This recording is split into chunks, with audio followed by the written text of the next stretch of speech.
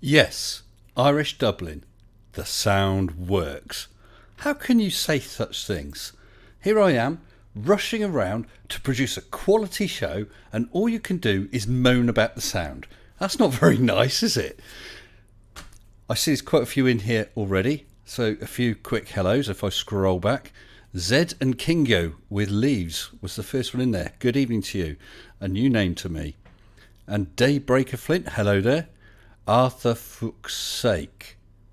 I'm sure he's trying to tell us something with his name. Adam L, ZP, Crafty Keeler, hello, hello. And Elizabeth, good evening to you as well. And scrolling down, we've got Bo Nielsen. Hello again, Bo. You're no relation to Big Bo, he of the Testicular Challenge fame, are you? I'm assuming not. I wonder how Big Bo's doing. I ought to check up on him, I think. He seemed like a nice guy. Bit misguided, but a nice guy. And Arctic Haze, hello to you there. And scrolling down, Errant Massa, hello. That's another new name. Welcome, welcome.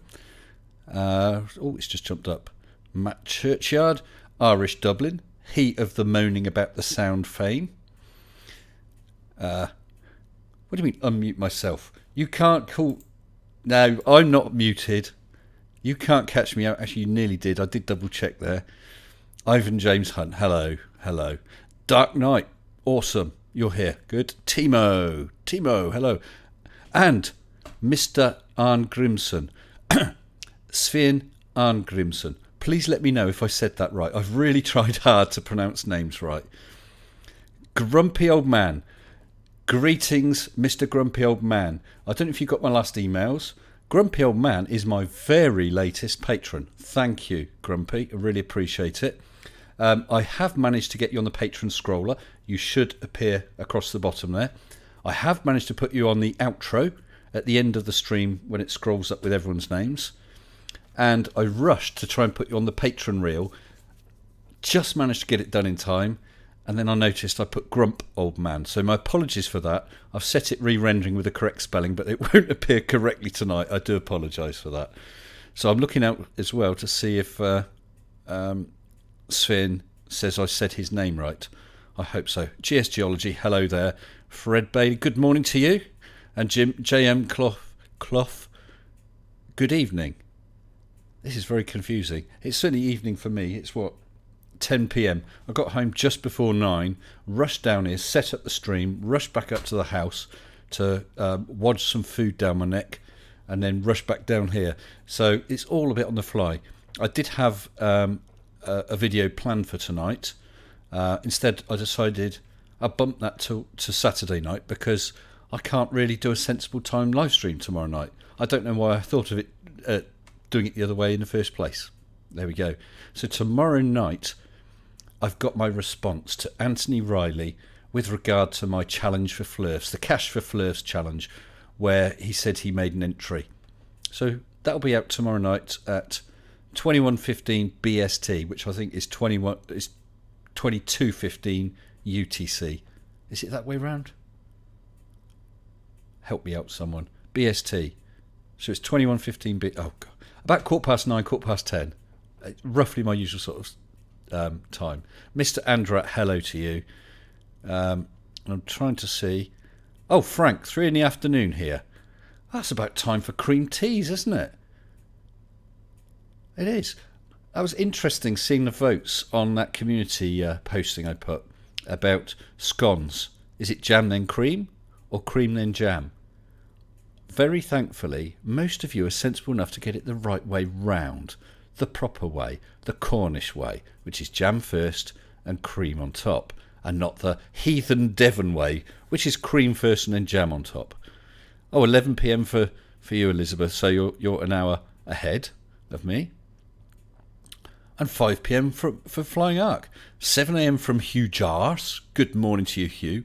So you really are scattered all around the world.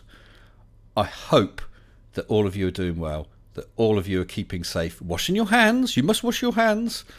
And generally looking after yourselves and your families. I'd like everyone to come through this squeaky clean. That would be excellent. So I'm still waiting for a reply from Sven to see if I got his name right, unless I've missed it. Can't see any more messages from him. No. Oh, we got a couple more 11 PMs. Ivan James Hunt, you're a filthy heathen. Cream then jam. I don't understand you heathen guys. If you put the cream, you could put cream on the scone, that's easy. Then all you can do with jam is dollop it on. You can't spread it on top of cream, but you can spread the jam on and then dollop and squish the cream on top. It works that way round and tastes so much better. And of course, it is the way the Queen does it. So that's the proper way. You really ought to buck up your ideas, laddo.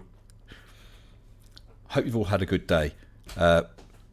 My work has been chopping and changing. I was on lockdown, but then I have actually been back into work the past few days.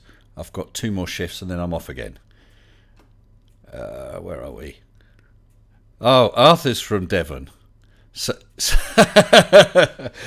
What's that? Just one cream scone, Arthur? Is that what you're saying? I actually had someone ask, I think it was some guy from Germany asking the community chat, I don't understand this scone thing. And I did explain that it's a very serious question that's been much puzzling the citizens of this United Kingdom for many centuries, and that civil wars have been fought over it, families rent asunder, friends no longer speaking to each other when they find out the other person does it the wrong way round. It's very important here in the UK. You've got to get it right. Unfortunately, Arthur, those in Devon don't. Sorry. I wonder if he'll ever come back again. Do stay, Arthur. Please do. Almog, am I related to the German Queen? Not that I know of. What German Queen? Do you mean Angela Merkel? And Ivan is not a royalist, he's a cavalier. What, you're an old Vauxhall? An old Vauxhall cavalier? Crafty Keeler, just butter on scones? Well, that's nice and basic. Ah, Patricia Des Angelis. You're correct. You're wonderful, Patricia. Absolutely wonderful. You know how to eat scones. And hey, Marcus. Oh, Crafty. No, there's no doubt with tea. Do you add the milk first or the water? It has to be the water, and there's actually a scientific and reason for that. When you make tea, the water must be boiling to get the proper taste from the tea. If you've already put the milk in, as soon as you pour the water in, you're cooling that water, so you must put the milk in afterwards. There's no doubt about that one. Whereas coffee, you must not use boiling water because you'll bring out too much bitterness. You'll burn the beans, basically. Oh, Jane Goodall's birthday. Don't forget to mention her, please. ZP, Jane Goodall. Who's Jane Goodall? Who is she? I don't know. I apologise. Ivan, I don't know whether which Roundheads and Cavaliers. I don't know which was which. Oh, so Keeler, you got it right then. It has to be the water. Absolutely right. Absolutely right. Whoever it was you got an argument with, whoever you argued with, they were wrong, and you can tell them I said so. Incidentally, because this stream was going to be tomorrow, there was going to be a challenge. I have 2 friends at work, Emily and Ed, and due to this whole COVID-19 thing with potential for symptoms, they've both been off for a number of days. She's back, but he's still off. And I said to her the other night, oh, so when you get home, Emily, I assume Ed will have a nice meal waiting for you. She says, oh no, he doesn't cook. So I challenged Ed to cook her a meal. He's doing it tonight. She finishes at 10, so she'll be on her way home. And I would have found out the result and announced it on the live stream tomorrow. I will still do that. We will find out if Ed did prepare a meal for Emily. We will get Emily's views on the meal and a photo of the meal, and I will ask you all to vote on it. And either we give Ed a good shout out for being a good lad and looking after his missus, or he gets a big thumbs down and a big downer from a sensible community. We'll find out on my next live stream, which will be sometime during the week. So sorry, Ed and Emily, that I've swapped things around, so you're not going to get the result the next day, but you're going to get it soon. And I'm dying to know if she survives Ed's cooking. We shall see. So this was all a bit on the fly, because it was only this afternoon while I was at work that I thought I need to do this tonight. So I've got the topic as Ask Anything. Basically, we're going to discuss anything. And I have seen already in the live waiting room, we've already got 3 people waiting to come on. We have Mr. Johar, the philosopher of nonsense, and Tony Pure. Pure. I'm not Tony Pur, all one word. So we'll get them in a minute, and we'll have a chat, shoot the breeze, and see what's happening. And I'm losing the chat because I've got so many windows open. Let me shrink this one a bit so I've got some space.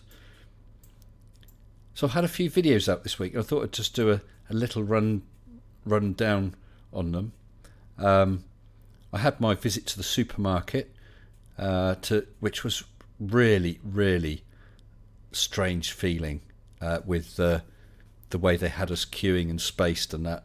It actually worked very well, and I was pleased to see they had most things in stock. So it's a successful outing, and I just wonder how long things are going to be like that.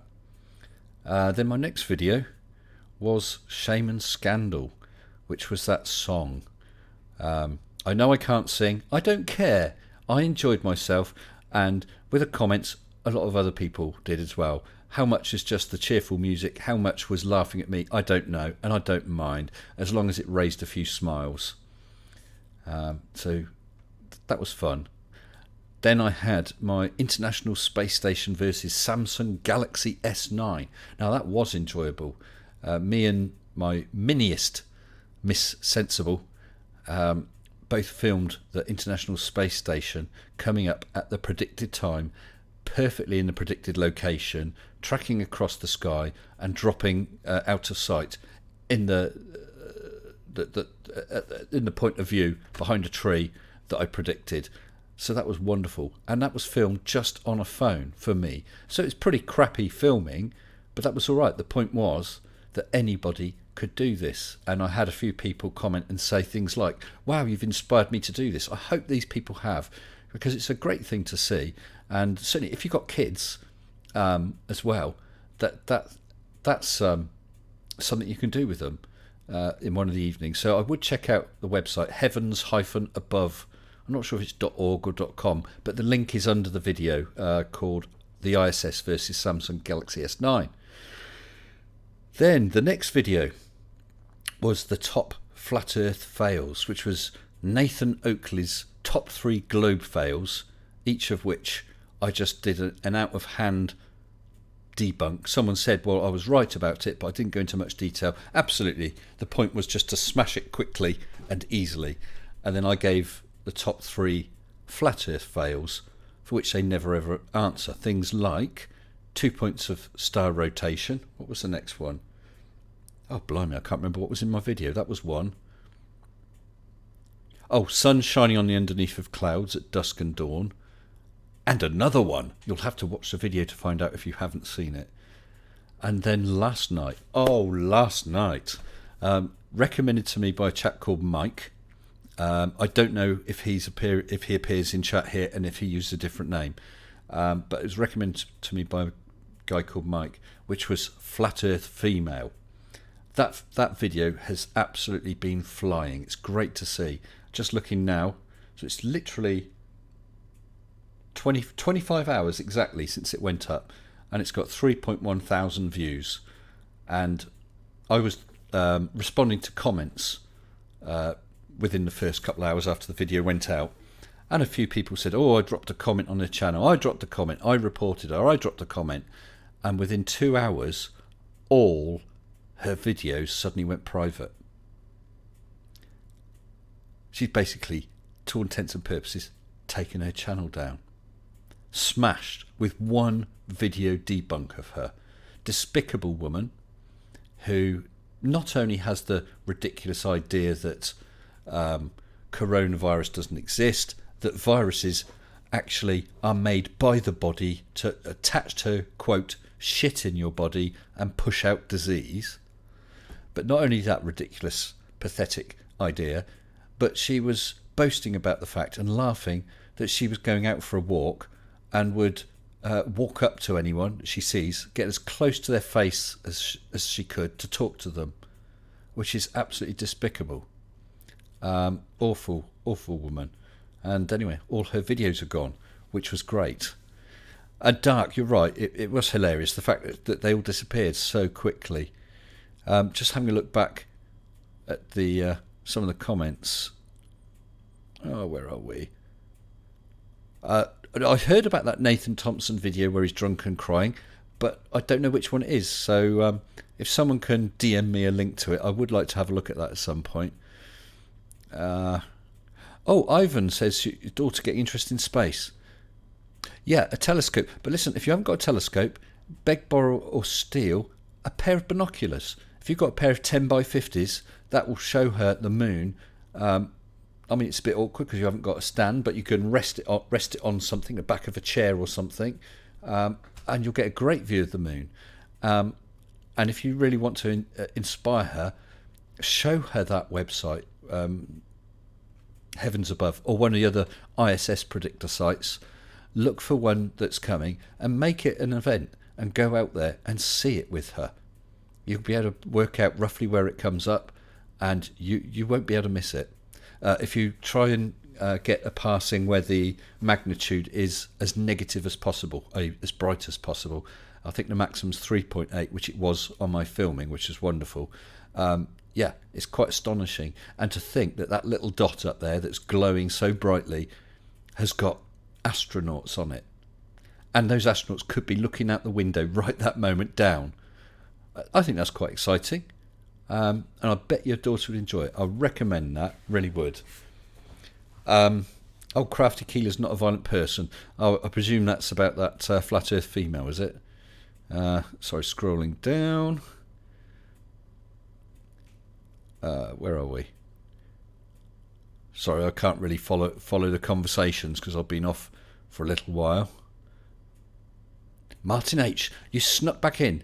We still spot you, mate. You can't sneak in and hope no one will notice. We're all going to see. Everybody, Martin H was late.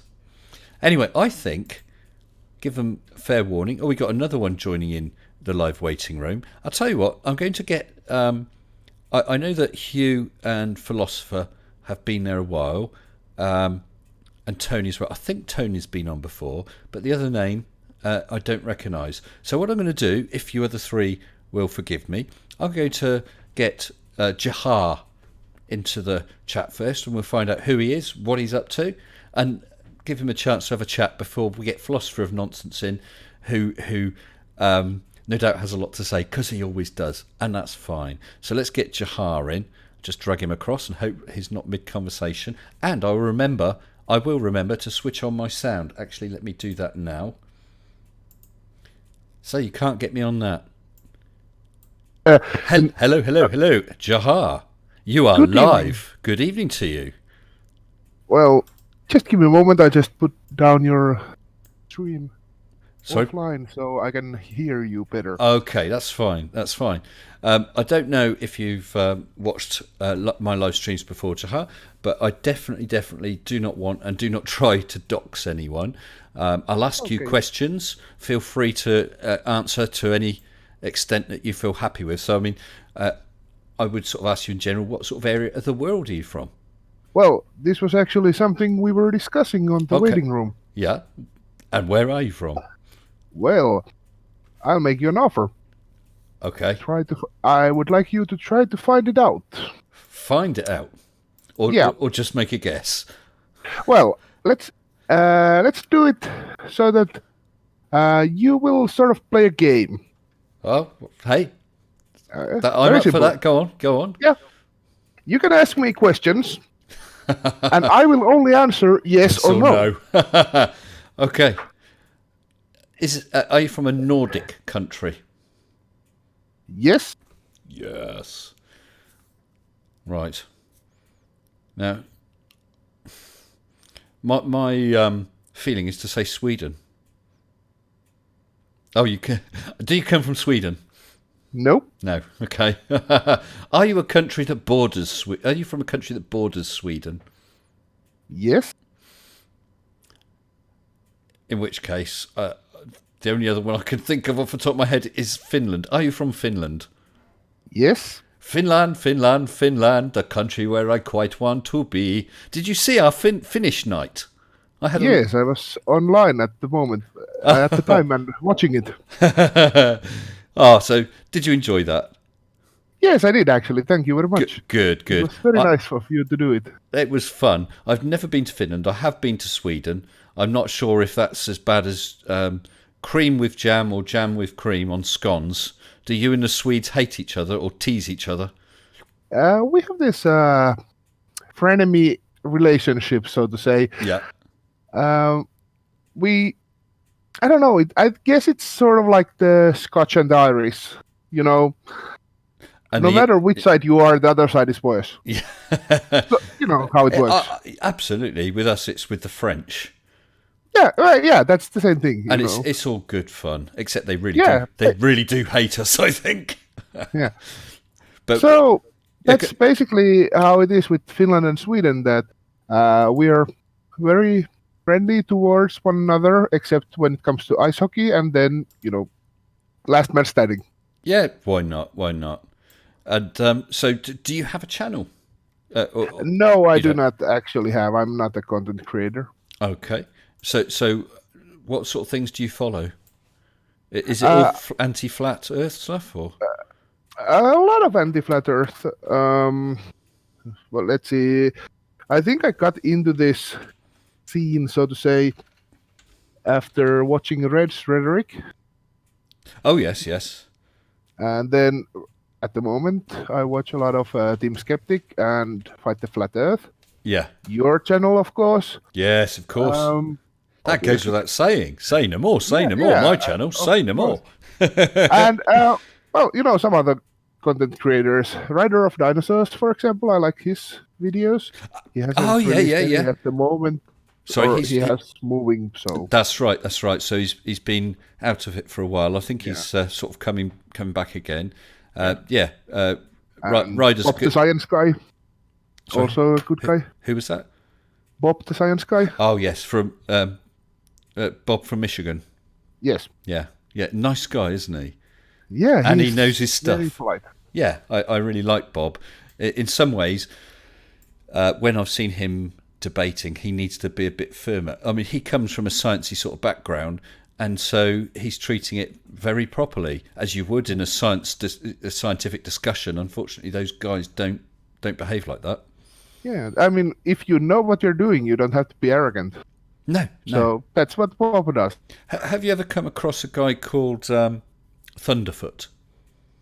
I have heard his name, but I have never watched his videos. Well, I would thoroughly recommend it. He is a nuclear physicist, I believe. He works with nuclear reactors anyway. Very nice guy. He did a massive series on why do people laugh at creationists. So he had arguments with Kent Hovind and others like that. And there was a debate between him and someone, and the other one was ranting and raving, but he was very calm, treating it very scientifically, and he was absolutely correct in all he was saying. But at face value, it looked like he was getting slaughtered and didn't know what to say. It wasn't. He was just behaving, as you said. He was saying the things. He didn't need to be arrogant. He didn't need to show off. Oh, and apparently Bob the Science Guy is a doctor. Thank you, Adam. Oh, yeah. I think I saw it. He was talking about COVID-19 at some point. As a trained medical professional. Right. Yes, I caught part of that stream, actually. Yes. Yeah, that's true. So I'm going to just mention this just because it didn't come up yet. You might know me by a different name. Ooh. You're not Mr. Pinion, are you? No. In which case, I wouldn't be able to guess. Well, you know where I'm from, right? Yes. And how many Finnish people do you know? Well, you're not Mr. Now, are you? No. I said I'm not a content creator. No, you did. Do you have any, for example, Finnish people watching your stream? Oh, sorry. No, you're gonna have to tell me. Well, your chat seems to be on the ball. You're not Timo. I was just gonna say Timo. Yeah. Yes, You're that Timo. would be me. Right now, are you Timo or the other Timo? The one you cannot pronounce. Yes, that's the one. Is it? Yeah. Okay, go on. Give me a quick lesson. So it's Timo Yeah, it's pronounced Mäenpää. Mäenpää. Yeah, a little longer in the end, but close enough. Mäenpää. Yeah, yeah. Can't you be Mäenpää. called Smith? Timo Smith. It would be easier. Well, I do have to say that Smith is actually a word from profession, and that profession in Finnish has an A with the 2 dots on it. Seppä. Sorry about that. But actually, Finnish. The Finnish language is very close to Hungarian, isn't it? It's really close to really close to Estonian, because I can actually understand some Estonian if it's spoken. There are some differences, but I can understand some of it. But it is also close to Hungarian, but I have never heard Hungarian, so I don't know what it sounds like. Right. Yeah, because Hungarian is a very different language. I've been trying for years. I've got Hungarian relatives, and I never really got very far with Hungarian. I mean, I know odd words and little phrases. I can't sort of speak even a simple sentence, really. Certainly not suddenly thinking of it like that. So, were you having a nice chat in the waiting room with Hugh, Philosopher, and Tony? I barely got in there, and I grabbed they you. were guessing my origin also, and didn't get all the way. We just got to the point of telling them that the southern hemisphere doesn't exist, and we are only real people since we're on the northern hemisphere. Yeah. Apart from Mitch from Australia, I don't know where he actually is then. Well, he's obviously on the ice wall. Well, he must be. Unless he's got shot by one of those armed penguins. Yeah, in which case he's dead. Yeah, he has gone a bit quiet. Okay, right. Well, listen. Let's bring some of these other guys in. Let's bring in. Go on. You choose number 1, 2, or 3 first. 2.5. Oh, come on! Make a decision, man. Let's take number 2. Number 2. Oh, you'll regret this one. Most likely. Hello, Philosopher. Hello, Mr. Sensible. Good you morning. are Timo's choice to be dragged into here next. How are you? Can I change my choice now? Yeah, let's put him back. Bye, Philosopher. Welcome. Hello, Hugh. I'm Hello, making fun Mr. of things. And Hello, Hugh. Let's bring him back in. Greetings, Mr. Tony. Right. Hello, Hugh. Hello, Phil. And hello, Tony. I brought you all in here. I told you. Greetings. What did you tell me, Phil?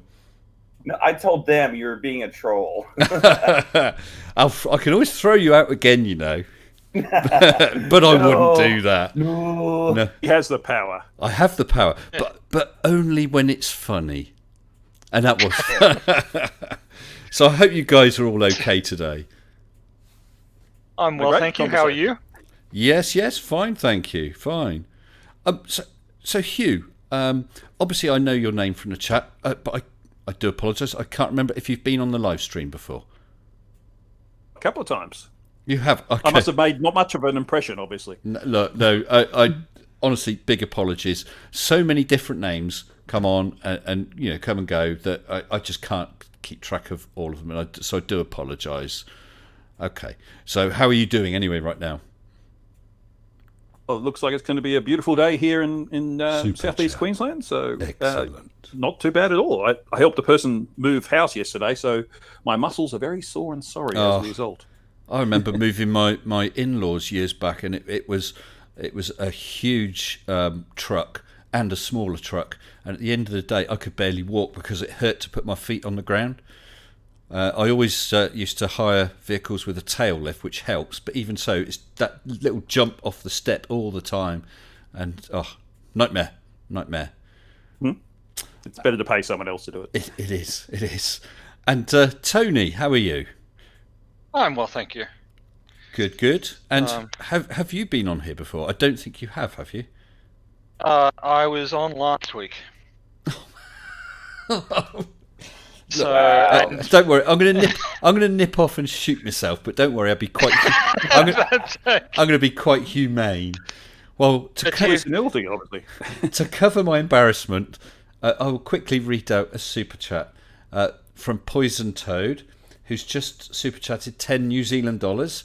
Thank you very much, Poison. Saying bye from New Zealand, all. Take care and be safe.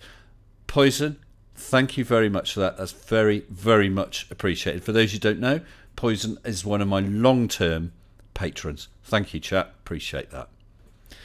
Yeah, so Tony, I mean, it was a week ago. Hey, a lot's happened. A lot has happened. What's been happening in your life then? So, actually, I'm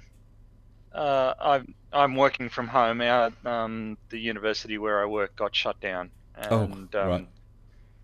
And so this was our first week entirely working from home, and I have to admit that it wasn't necessarily as productive as I'd hoped, but yeah.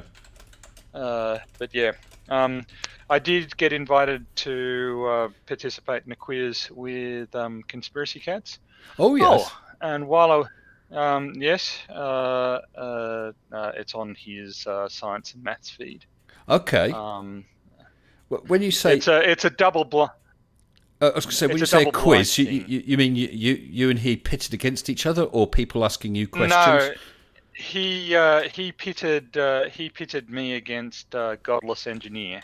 Okay. In a double blind, so he recorded the sessions separately, and we had to answer questions. Oh right. How did you do? There was some embarrassing misses, but I ended up winning, so I make it through to the next round. But it was a tight run thing, I have to say. I was behind there for a while, so that's all good fun, though, isn't it? But I also made my first effort at a video presenting evidence for why I think the Earth might be round. So, well, if you would like to drop a link to that, if you grab that at some point, drop a link to that into the lounge or general chat and let me know, and then I'll drop it into the live stream so people can have a look at your video. Okay. Good luck. So it's your first one, you said? It's the first YouTube video I have ever made. So ooh, nice one. Well, yeah, Tony, please dig out your channel and we'll put a link to it. Okay. Yep. Cool. And hey, Phil. Yeah. Are you alive? No. Okay. just checking. And someone pointed out, and I do remember now, that they believe Tony was the GPS guy from last week. Is that right, Tony? That's correct. Yes. Yeah. So I do remember the conversation. I just didn't recognise the name. Sorry, pal. That's all right. Yeah. So I have to say, in your defence, you do have a lot of people on and a lot of conversations and a lot of videos that you do. So, remembering one piece of the conversation. I mean, your live streams are actually quite long, so a lot of stuff happens. That one was, I think, that was 3 hours 55 minutes. It was fun. It was fun. Hey, sorry, quick shout out. Stuck in Florida, Sif. How are you, pal? It is a long time since I've seen you. Stuck was one of my first and most regular early commenters when I first started, and I haven't seen you around for a while. I hope you're okay, pal. So, Hugh and Timo. Actually, Timo, is that the right way to say it? Timo? Timo. So, close enough. Okay. It's probably going to be a bit anglicised, I'm afraid. I do apologise. Yeah, it comes. I know it comes with the territory, but I still do have to say that your attempt to pronounce the Höyrujyrä was completely off. Oh, go on. Yeah, but I didn't hear it. Go on, say it again. Höyrujyrä. One more time. Höyrujyrä. Höyrujyrä. That's pretty good. Hey, I like to try. Even if I fail badly, I like to try. You remember the word I had you try pronounce some time ago on the stream? Yeah, is that the same one? Yeah, that's the same Yeah, one. yeah. I do. I don't remember Tony from last week, but I remember that word. I've probably just been swearing in Finnish. Perfect. We leave. How would you say? Lasting impression, so to say. So what I did. No, the Finnish language does leave a lasting impression when you try to pronounce it. Well, like Hungarian, it's one of those very unusual languages, and Hungarian has very, very unusual grammar, including with the endings of words when you're changing the meaning. Like the word for car is auto, but autok is cars, but I can't remember. But there's a different word ending for behind the car, on the car, in the car. That's the same in Finnish. Oh. Yeah. And so they conjugate the preposition. Yeah. Probably. You've lost me when it comes to grammar. Irish is the same thing. Yeah, but I mean, there's some. You get those silly words like floxnosinihilipilification. I think that's the longest English word. There's a Hungarian word where you can tack on so many endings that it becomes almost a sentence, and it's just one word. But yes, I was saying that with different words, that the bit that you tack on the end to mean, I don't know, behind, it's not a fixed ending. It depends on it's rules of vowel harmony, how it sounds, how the main word sounds affects what ending you put on it as well. It's a bit of same in Finnish. Yeah, same in Finnish. Yeah. You're both countries bloody idiots. Traits that some cultures shouldn't be trusted with designing languages. No, it's I mean, yeah, but it's a sort of a old way of decoding things or coding things. You can say whatever you want in Finnish. Nobody's gonna understand you. Well, that's so you have an edge. Of course, even the Finnish don't understand the Finnish. Well, of course. I don't know how it is with Finnish, but with Hungarian, if you have learnt how to pronounce all the letters, and there's about 29 of them, because some of them are double letters. If you know how to pronounce the letters, you can pronounce any word. It's not like English where you get silent letters and things like that. Yeah, it's a mishmash of many different languages. That's the reason we have that problem in English. Yes. But what I find fascinating is the historical side of these different language sets, because that says to me that the Finnish and Hungarian people, because they have similar languages but in completely different geography, that at some point in the past there was an exchange of population, just in the same way that for English, all English speakers, they had the French from the Normans, they had and Scandinavian to some extent. They had German, obviously, from the Anglo-Saxons, and they had the Gaelic from the native Britons and things like that. I don't think the Finnish were Vikings from memory, but maybe you can tell me, Timo. But so actually, yeah, but I can't see how they got to Hungary. If I can step in, so Finnish and Hungarian are both members of the Finno-Ugric family, and actually they were fairly widespread through that bit of Europe, but then the Indo-European languages and peoples just came through and steamrolled them. So they're actually sort of pockets, and there are pockets across Europe of non-Indo-European languages. So were they kind of native to that area, or I mean, before the Vikings Roman Empire? Well, the Indo-Europeans were really, really early. So many like the ancient Britons to Britain, I guess. Yeah. The Celts were one wave of Indo-Europeans. Celtic is an Indo-European language. But the Finno-Ugric languages were much older, so they're an independent. So it's not so much that they communicated with one another; they actually got cut off with one another by sort of these interlopers. Sorry, that turned into a bit of a lecture. No, that's all right. It's interesting stuff. I know very little as to why those two languages were are like they are, but I was just aware that those two languages.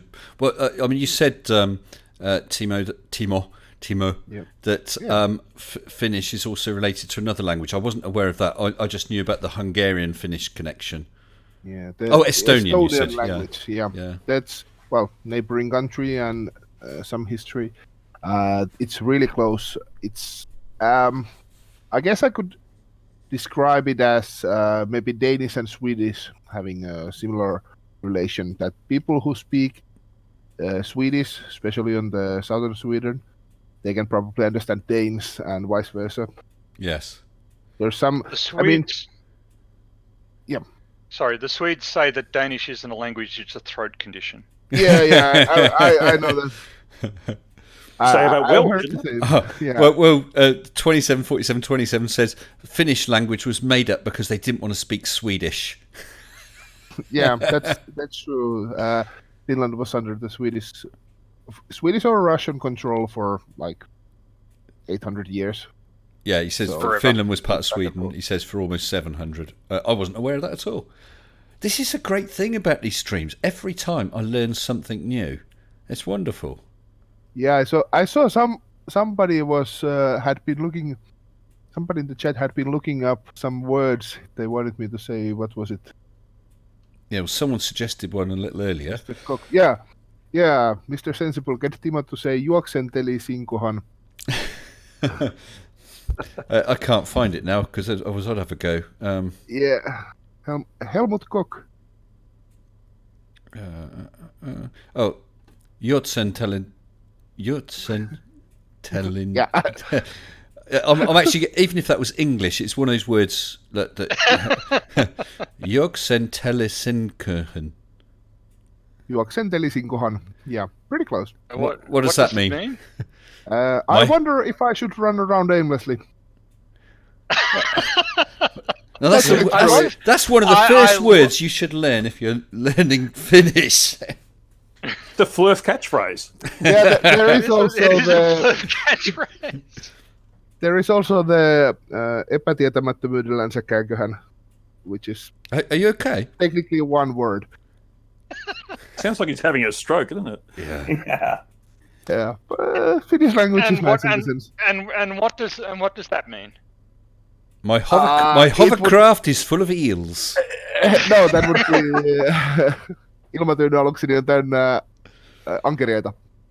Had to think for a moment what's eel in Finnish. The same as the other one. That means car. No, the epätietämättömyydellänsä käänköhän would be roughly.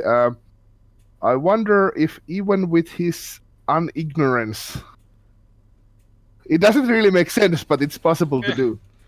Okay, I so was thinking it's going to be I a think really you can tell a long lot word. about a culture by what they bother to turn into single words. Okay. This is a phrase that occurs to them often enough that they need a single word for it. Actually, I have actually an interesting story about relating to this. In Finnish language, there is a word vahingonilo, which you might know as a German phrase Schadenfreude, or Yeah, All right. I know that one. Mhm. Skatteglade. Yeah, basically Getting a the pleasure happiness from of someone else's misfortune from- misfortune. Yeah, Yeah. basically. There is a word for that in Finnish. However, in Finnish language, there really isn't a word for please, as you use it in would you pass the salt, please. There is no word for that in Finnish. Okay. So what would you be saying? Would it you just be saying, can Basically, you pass the salt now? would you pass the salt is considered polite. Okay. Ojentaisitko suolan? That's interesting, isn't it? Yeah, the conditional form would you is considered the polite form. Okay. Languages, differences between is quite interesting. Oh, someone's put some Hungarian. Oh, this would be... I mean, I can't remember it all, so I'm going to struggle a bit. Something like... Oleg Parnash Hayom Televan Angol Nakal. Something about English, which is Angol. But Angol is England, I think. But then it's got those endings, nak, or I can't remember the pronunciation. Nakol. Yeah, it gets very complicated. But just by ticking on more endings onto the word. So, Harry, you'll have to tell me how I did with that. It's blooming years since I've been to Hungary and years since I've tried to speak any. Weird. So I did manage to get my video and stick it in general chat. General chat. Okay, let me grab that. Scroll down. Oh, crumbs, there's quite a lot there. Oh, and I see... oh, right, Tony, I've got it. Let me just grab that, paste it in. So here is... oh, is it not pasting? Try it again. There we go. So check out Tony's new video called Seismic Arrival Times and the Shape of the Earth. Sorry, I couldn't see it all at that point. Yeah, it's nowhere near as funny as your efforts, I have to say. But yeah. Well, I tell you what, everybody is different. You can the best advice I received is do what you're comfortable doing, because otherwise people are going to know that you're not in your comfort zone, and you won't enjoy it so much. So some channels are dead serious. There's channels like Team Skeptic and Fight where they really hammer at people. It's what's good for you. Yeah. I mean, I'm commenting without having seen it at all. That's well, I'm prepared to concede there's absolutely no attempt at humour in that. It's just attempting to use some data, but then I kind of think that's where a lot of flat earthers fall over. So I'm sure you're right. But I've done videos and people have said, well, yeah, you're right on this, but I've sent you some stuff and it's going into all sorts of math and stuff, which firstly I struggle with, and secondly I have less interest in. I'm not knocking it; it's just not me, So yeah, that's right. It's whatever floats your boat, and you'll garner an audience that enjoys what you produce. So yeah, good luck, and I will watch that. So Crafty Keeler is asking if we want some company. I'm voice sorry. Chat. Where is she? Sorry. Then she's in the general chat. Sorry. Yes, by all means. And Crafty, jump into the live waiting room. I see we've got Dark Knight. I'll bring him in now. We're going to have quite a few. So I'll bring in Dark. Hello to you, Dark. I'll pop out, mister. No. I mean, you're welcome to stay. Hello, Dark. Am I here? You are here. Good evening to you. Is everything awesome? Yeah, everything's good. Good. Any news at all? Okay. I'm working on a new avatar for my YouTube channel. Okay. And how's that going? It's going pretty good. I struggle with the graphic side of things. I know when something looks right and when it doesn't look right, but I've not got the skill or the software to do things properly. But I've got my 5K coming up. I'm not sure exactly when, and I'm on 4.46. So I'm trying to be prepared, and I've got a new intro ready with the help of my daughter. Oh. Yeah. But that's only going to be revealed at my 5K. So if you want to see it, you're going to have to get more people to subscribe. I'm rather pleased with it. Good evening, Brian Blackmore. Phil. Yes. Come on, out your shell, man. It's not like you to be so quiet. Come on. How's it going? Well, no, it's going good. I left a little challenge for you in the general chat, by the way. Which one? From you? Yeah. No, yeah. Well, pronounce that word. That's. I know it starts something like Hlanfair. Oh god. This is where you need Creaky. Yeah, it's that. Keeler's also in the waiting room. It's something like Hlanfair, Pothgerth, Hlansilio Gogogoch. It is something like that, but I'm not even going to guy who can pronounce it. I'm going to bring Keeler in as well. We're having quite a party here. Hello, Crafty. How are you? Hello. Good to speak to you. Hey, crap. You too. How are you doing? Not too bad. Not too bad. Anything you want to share with us? Where you are in the world? Perhaps what you do? I'm not asking you to dox yourself any more than you're comfortable with. That's all right. I am in Ireland. And I'm a carer A carer. and a farmer. And, oh, wow. That's quite a combo. Yeah. So when you say carer, is that of children or elderly or do you mean, or of a relative? It's a friend of mine who owns. Sorry, you're breaking up a bit. A friend of yours who owns? Who owns the farm? Oh, I see. And you're their carer as well? Yeah. Wow. And what sort of farm? Is it arable or? Go. Sorry, Keely, you're breaking up, love. No worries. I'll just Super go somewhere chat. that has. Excellent. A better signal. Can you hear me now? I can hear you right now, yeah. I was just asking if it was arable or... Okay, I'm being careful because I can't remember the other word. It's arable or something else, isn't it? Livestock, I don't... Livestock, yeah. Yeah. And is that what your farm is?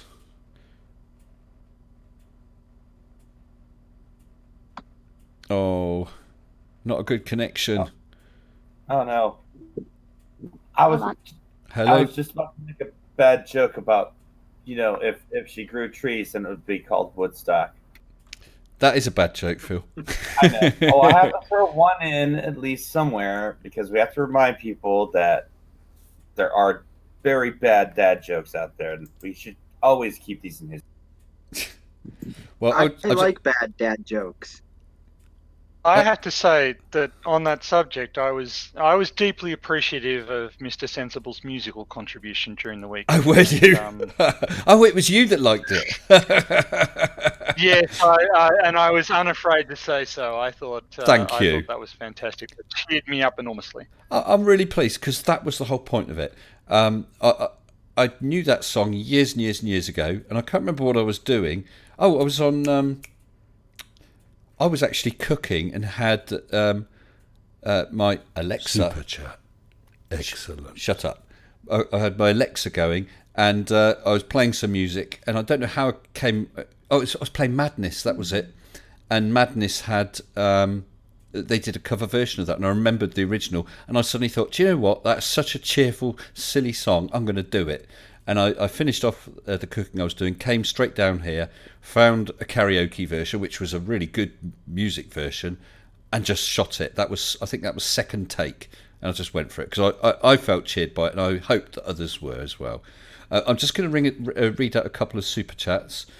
Surf just super chatted $2, saying cheese looks yummy. I presume that's the cheese on the wall. Mrs. Sensible keeps having a go at me about that. And David Oliver super chatted £5, saying, I'm building a massive manor house in Minecraft. It's taking ages, but it's in survival. Sorry, never played Minecraft. Well, not myself. My daughter used to play it, and I used to get her to do stupid things. She built a swimming pool, and I think you can get chickens or whatever to populate, or sheep or whatever. So got to populate in those, in the swimming pool and drown because they couldn't get out. Silly things like that. She used The Sims as well, and she built this house. So I made her fill the kitchen with loads and loads and loads of kitchen units, and then set fire to it. I'm a child. Like The Sims. I play that game a lot. What, The Sims? Yeah, I really like The Sims. Yes, it's just not me. The Sims was good. See, when I see them playing it, it's like they're spending ages choosing what their face looks like, what clothes they're wearing, and I must admit, I like shoot 'em ups, blasting the living daylights out of baddies or aliens or something. That's more me. No, that's too easy. Yeah, actually, you've got a good signal now. You spend a lot of time designing the sim, but once you get past that, it becomes real fun. Well, it won't be me though, Dark, because I just don't have the time for it. But I was just going to say, Keely, you've got a good signal right now. Tell us a bit about your farm. What was on the farm again? We have goats. Goats? Is that? Yeah, we have British alpine goats. Is that for meat or milk or what? both. We make ice cream and cheese out of the milk. And then Goat's we use ice the rest of cream. meat. Yeah. Wow, I didn't know that anyone did that. I have never tried goat's milk for some reason. I've eaten goat. I've no problem with eating goat. But for some reason, the idea of goat's milk makes me feel a bit squeamish. I don't know why. I think it's because people are conditioned to like cow milk, and it's a weird thing because I grew up in Dublin, so I grew up in the city, and when I came here, I used to have really bad hay fever, and since drinking the goat's milk, it's actually cleared up a lot of the hay fever, not all of it, but a lot of it. Do you think though that's And just that you're being inoculated in that if you're living in a very rural location, you're going to be totally dosed all the time with all the different pollens? No, because the first year that I was here, I was literally I was taking about 3 different hay fever meds Yeah. just to keep going. Oh, But then I had to go back to college, and I went back to college, and then that was just the same really. And then when I came back, every time I drank the goat's milk, it was actually so much better for me. And I found out when I did some research, I found out that because goats don't eat grass, they eat everything else.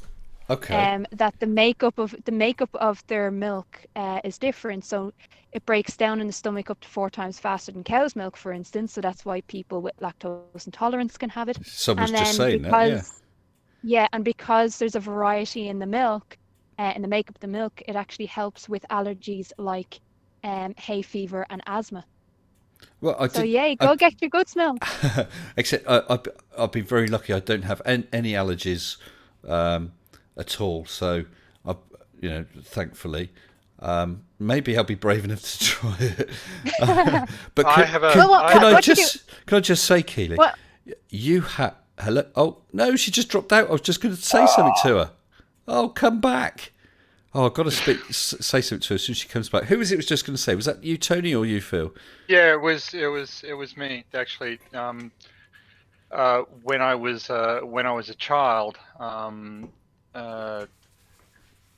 we used to be sent away to my grandparents, and after one holiday, we came back to find that my father had bought a goat, and Keela's in the waiting room again. Okay, I'll drag her in. Oh, yeah, back in here, Keela. Yep. Yeah. Right, well, I'm going to take this opportunity, just in case you drop out again. I have got to say that I think you have the most incredibly gorgeous accent. It's absolutely lovely. Thank you. Oh, is that cute? Yeah, it's kind of a mix between Dublin, Cork, and Kildare, because I went to college in Kildare. I'm from Dublin and I live in Cork. So it's kind of an amalgamation of different Irish accents.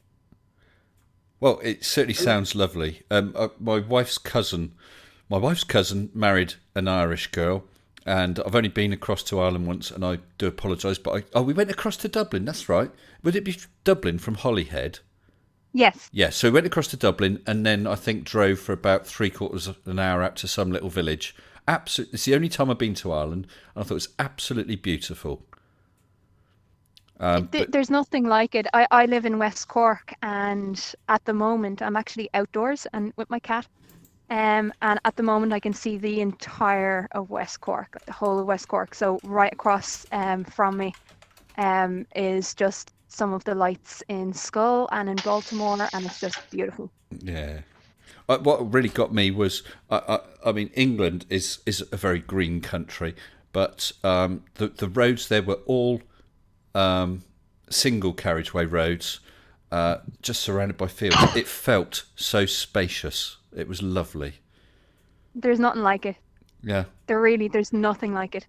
I'm coming on holiday. I'm going to come on your farm. I'm going to learn to milk goats and drink. You goat's should. milk. You should. I want to try I'll definitely. milk too. I'll definitely have some ice cream ready for you. Oh, that would be a treat. Because we're 10 days. We're 10 days away from the first kiddings, actually. So we have our first babies. Oh, well, make sure you send us some photos. I have so many photos of goats on my phone.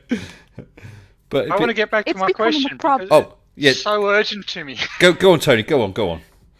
So, While the kids were away on holiday, my dad bought a goat, Oh, yeah. a bush goat, and he bought it ostensibly to eat the grass. And as Keela's pointed out, it refused point blank to eat any grass. It ate everything else. But it was also the most intelligent animal I have ever encountered. Its problem-solving capacity was really quite sophisticated. We had to take extraordinary measures to stop it from getting into the house. Is this a property of all goats, or was I just unfortunate enough to grow up next to Mr. Evil of goats? The average intelligence of a goat is between a level 3.5-year-old human child and 4.5-year-old human child, and that's just the base average. So way above There a was flat earther then. Yeah, yes, which is weird, right? So, how I got onto your channel and the likes of Simon Dan and Katz, who was mentioned, who is one of my heroes, actually, just his comedy is amazing. So we host WOOFers, which stands for Working Opportunities on Organic Farms. So we take volunteers from all over the world. And we got a guy there recently. He left about 2 weeks ago, I want to say. And he was here for 5 weeks. And he was a flat earther. Oh, so did you have some interesting conversations? Yeah. So I up until that point, I had heard that flat earthers existed. Yep. But I genuinely didn't believe it. And this was only a couple weeks ago. Yeah. I've still never met a flat earther. No, nor have I. Not in real life. I have to ask, did you have the flat earther count the coats? Count the coats? Yeah. Or was that beyond his capabilities? No, well, he kind of had to. Because putting them into bed, you need to know how many goats we have, so that there's no missing. I hope you had missing. somebody to check his counting. I was there. That's all I'm saying. Well, I was definitely there. But you know what? Actually, because it was a really interesting experience for me, because as I said, I grew up in a city. I actually left school at 15 years old. And went back to college at 26 as a mature student. And good for you. So I had never really thought much about flat Earth or the conspiracy theories, because I was always working. I didn't have time for any of that. And so when I got in, just before going to college, I kind of got into politics and sociology, because I did a master's in sociology. So it was very, very interesting to have this guy come in. And during your time as a sociologist, you're taught critical thinking, you're taught about how to analyze the world and how societies change and how ideas form and cling to a society.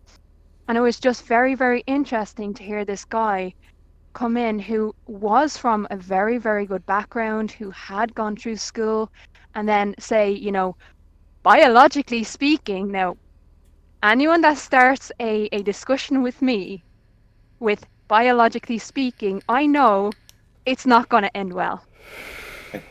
So his argument was, biologically speaking, women are the only ones to carry life. So biologically, we should all be focused on women creating life. I says, well, thankfully, we live in a society not dominated by biology, and therefore consciousness comes into play. And I actually had to explain what consciousness in the female mind was. Because I don't think he understood it. So does he basically think that women are nothing more than baby machines? Yes. Baby makers, nothing more. If any civil society wanted to exist, they had to have their women making babies. Oh, which boy. was So that's how our interactions. That's how our interactions went. I was about to ask, was he otherwise, beyond being a flat earther, was he intelligent otherwise? But you sort of answered my question already. He was convinced everything was a lie, and I actually said to him, something that you've said actually on that last video, Mr. S. I really felt sorry for him, because he doesn't have the capacity to trust anything beyond his own senses, and Yeah. I just felt so bad for him because he grew up with this idea that everyone is out to get him at all points in time. So, you know, It is sad, penicillin is isn't the it? worst thing, the worst conspiracy ever, because it's just a way of getting people. What was it? Hospitals are there to make people unhealthily healthy. Yeah. I don't this gets understand back. it. Yeah. Go, Tony.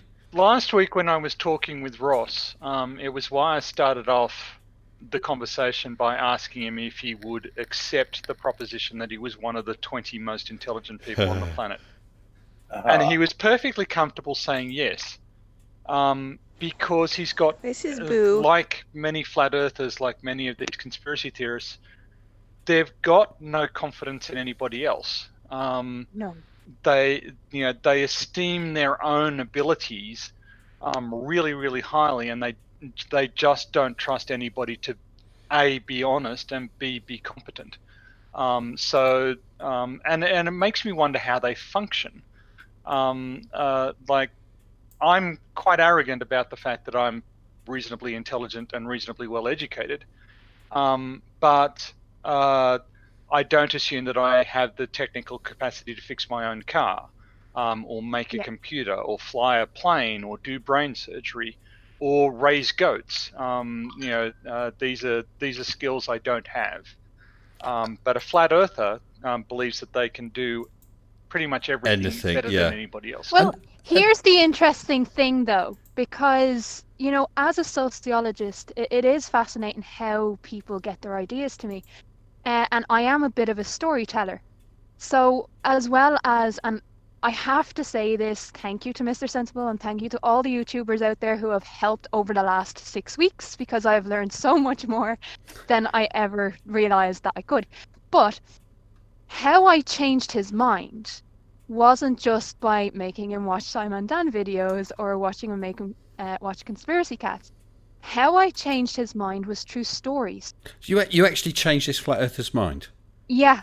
Wow. Now I'm Yeah. interested, please. Yeah. Tell more. Tell us a story. Yeah, Stories are facts, aren't they? you just earned a top degree right there. Yeah. You achieved that. You won science. You had right the there. rest Yeah, of us you won all wrapped. of social- So, What did you do, one of the- Keeler? Did you just threaten to kill him and feed him to the goats? I didn't I even was have going to to do ask that. you- Look, one I of was the going to things ask that if the he... goats outperformed him. Sorry.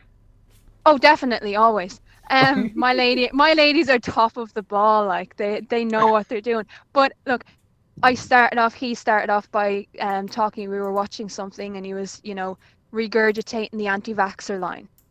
Now regurgitating the anti-vaxxer line in my household is a no-no, because I, as an infant, had meningitis. I nearly died of meningitis. I have no sense of smell because of meningitis, which means working on a farm is perfect for me. And I explained that, you know, when I was This a is child, Boo, my and this led me to a conversation I was having the other day. One of the issues that I find at the moment is that because we were lied about, like the Iraq War, because we were lied about the economic crash, that there is this idea that they are lying about everything. And we have no faith in A, professionals, and B, the system. And you have to kind of take a side and differentiate between the two. Because when I was a child, if you dared say to a doctor, you don't know what you're talking about, everyone would have said, well, where's your medical degree?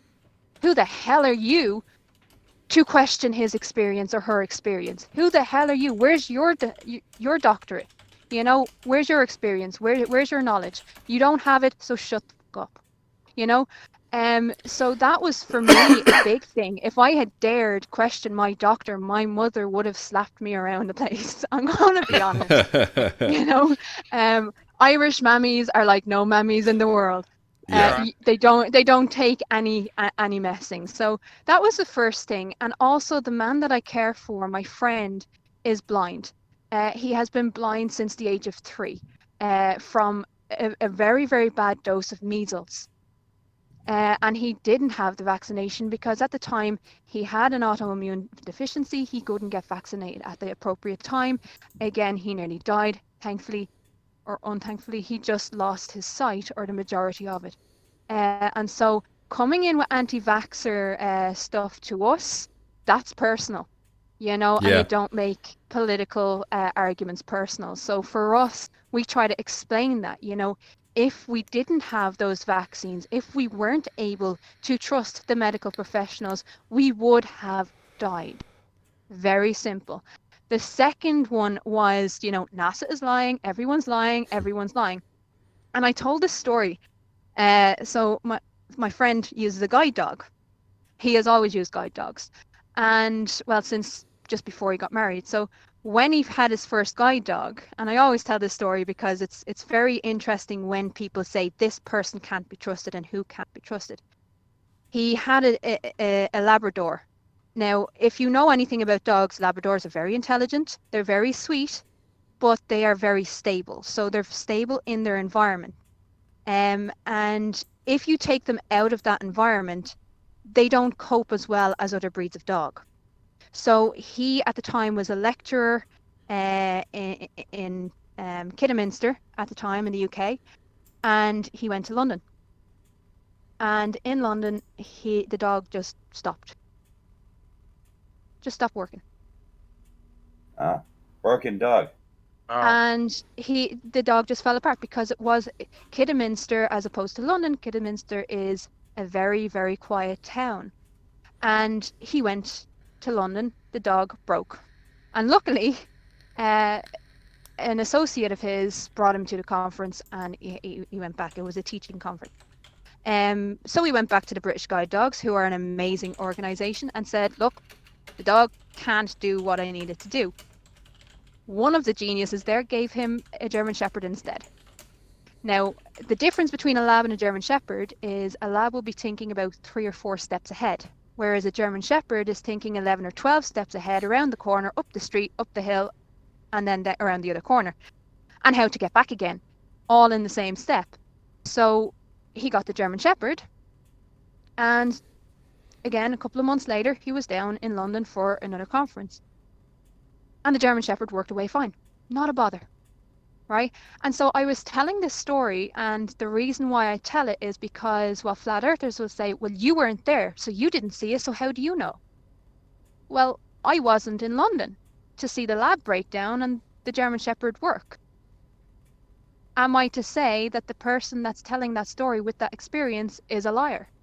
And that's where I think the differential between the professional and the state has to be made. Because those stories, those experiences are important to those individuals and has to be respected. Whereas the state, if you think about the state, it is an institution. And yes, they are designed to think a certain way and act a certain way. That may or may not and has to be challenged. But individual experiences can't be challenged because they are experienced. So it's just something that and those kind of stories actually made him think about what he was saying. And so every time he would come up with this idea and regurgitate the idea, I would come up with a new story of experience, and it made him rethink that idea. So just a little bit of experience. Can I just ask? Someone's asked, do you have a YouTube channel? I don't. You don't. I don't. Okay. As I said, I've only started getting interested. It is in interesting. these things. But actually, I've got something for you to look at. Someone posted this video. Just give me a second. It will take about 10-15 seconds to come through to you if you're watching the live stream. This is Boo, my fainting goat. While we're waiting, this is Willie, my quick pygmy question. goat. Would you say that As you can see, Willie is No, it's eating. playing now. Oh, great. Boo will not step down off the gazebo because the he fainting will faint. Sorry. As you can see by the poo in the gazebo, he's been up here all day. I was walking and then. So let's get Boo out. Come on, buddy. Scoot. And there he goes. Don't do that. Oh, Okay, yeah. bud. So this is why I would Shake it never off. work with certain can do it. goats. I would not Up you go. So goats, Good like most job. animals, are And the now bigger the animal, he can the go calmer it is. eat. Fainting goats would terrify welcome. me to work with because I am quite anxious. That would terrify me. Be easy to Why just do they- They're leave them designed to do that, obviously. or Yes, it's a biological thing that if you play dead, most predators won't bother with you. yeah. It's a bit self-diminishing, to be honest. Them Well, and they're- pygmies. I don't do pygmies. Don't ask me to go near a pygmy. Years They are absolutely crazy. years and years ago, Keela, I had some friends who they weren't farmers, but they had a very large garden. They had a couple of goats, and they had a couple of kids. Yeah. I don't know how old they were. They were a reasonable size, I suppose, like a medium-sized dog, something like that, maybe a little larger. And I'd never met one before, and I was making a fuss of it. And the daughter of the family had picked it up. And their legs fold the wrong way, don't they, compared to... It's So very they picked strange. it up and showed me and put it back down again. So you pick it up. So I picked it up, and it was okay with me. And I thought, okay, well, I've had enough. I'm going to put it down. And so I crouched down. So I'm sort of balanced on my heels or balanced on the ball of my foot, crouched right down. And it just sat on my legs. I let go. It just sat there. It was totally happy. It was the most lovely thing. Most lovely thing. I'd well believe it. So I have 18 goats at the moment, and every single one of them have been here since I was here. So they're all my babies. So that's 7 years now. 7 years I'm here. And it's amazing because I'll go down and I'll sit in the field and just chill, and 2 or 3 of them will come over, and I mean they're 7 years old, 8 years old, and they'll come over and sit down with me and just chew the cud and just chill. Well, It's an amazing feeling because it kind of makes you feel special, but it kind of makes you feel like, you are their guardian. yeah, absolutely. I've got some friends who are farmers in Cornwall, and they had a mixed farm, including sheep. And one time we were there just after they'd done lambing, and we fed, bottle fed some of them, which is absolutely lovely. But they had one that they had kept for years and years. I think she was about 12 years old. I can't remember what they named it. It was a boy's name. It was something like Dave or something like that. But it's the most lovely animal. And if you went out to the field, it would come straight over. Whereas all the rest, of course, just keep away from you. And We had a girl. Every day it would have as a treat a digestive biscuit. And I sat on the grass, and it's just sat right next to me, ate this digestive biscuit, and then put his head in my lap. It was absolutely lovely. Yeah. Well, we had a girl, and her name was Ilon, and she used to, as soon as I'd bring anyone down, because I always invite people to meet our goats because they're the calmest goats you'll ever meet, and she would always come over and check you out. And if she liked you, she would either just walk back to the herd or send over a bleat, and all the babies would come over depending on the time of year. If she didn't like you, and I've only seen her do it twice, she would send out another bleat, and the goats would scatter. So goats have about 27 different bleats. So they're basically not stupid animals. Oh, very intelligent, ridiculously intelligent. Our boys, the first thing they do, and if you ever meet a goat and you have laces, the first thing they're going to do is try to open your laces. They're not trying to chew on your laces, they're trying to open them. Well, I have to there's a explain thought. that to people. Yeah. Actually, I'm just going to take a second, and what I'm going to do is just announce it, if people can see, the artwork in the background, as usual, is done by Mr. Victory. You can contact him, mrvictory77@outlook.com. And I'm going to give a quick shout out to my patrons, including my very latest grumpy old man. Massive thanks to all my patrons, including new patrons Brian A. Reed, Mr. Bozohead, Svein Arn Grimson, Thomas B., Andy Woods, Glenn Chapman, Dark Saber, Chris Holmes, Crafty Keeler, Nell Pinion and William Schofield. And also my newest patrons, Nicola Redmond, AZ, Atheist and Grumpy Old Man. Thank you all so very much. And yes, Keely, you are on there. You are indeed. So thank you. Yeah, Keela is one of my, well, as you can see, one of my newest patrons. But yeah, someone was that you, Tony? Had a couple of questions. Was it Tony?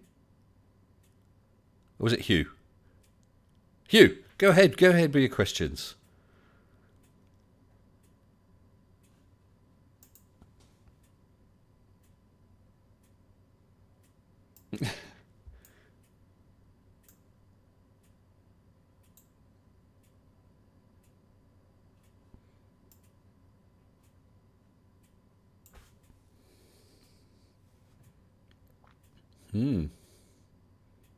That's interesting, isn't it?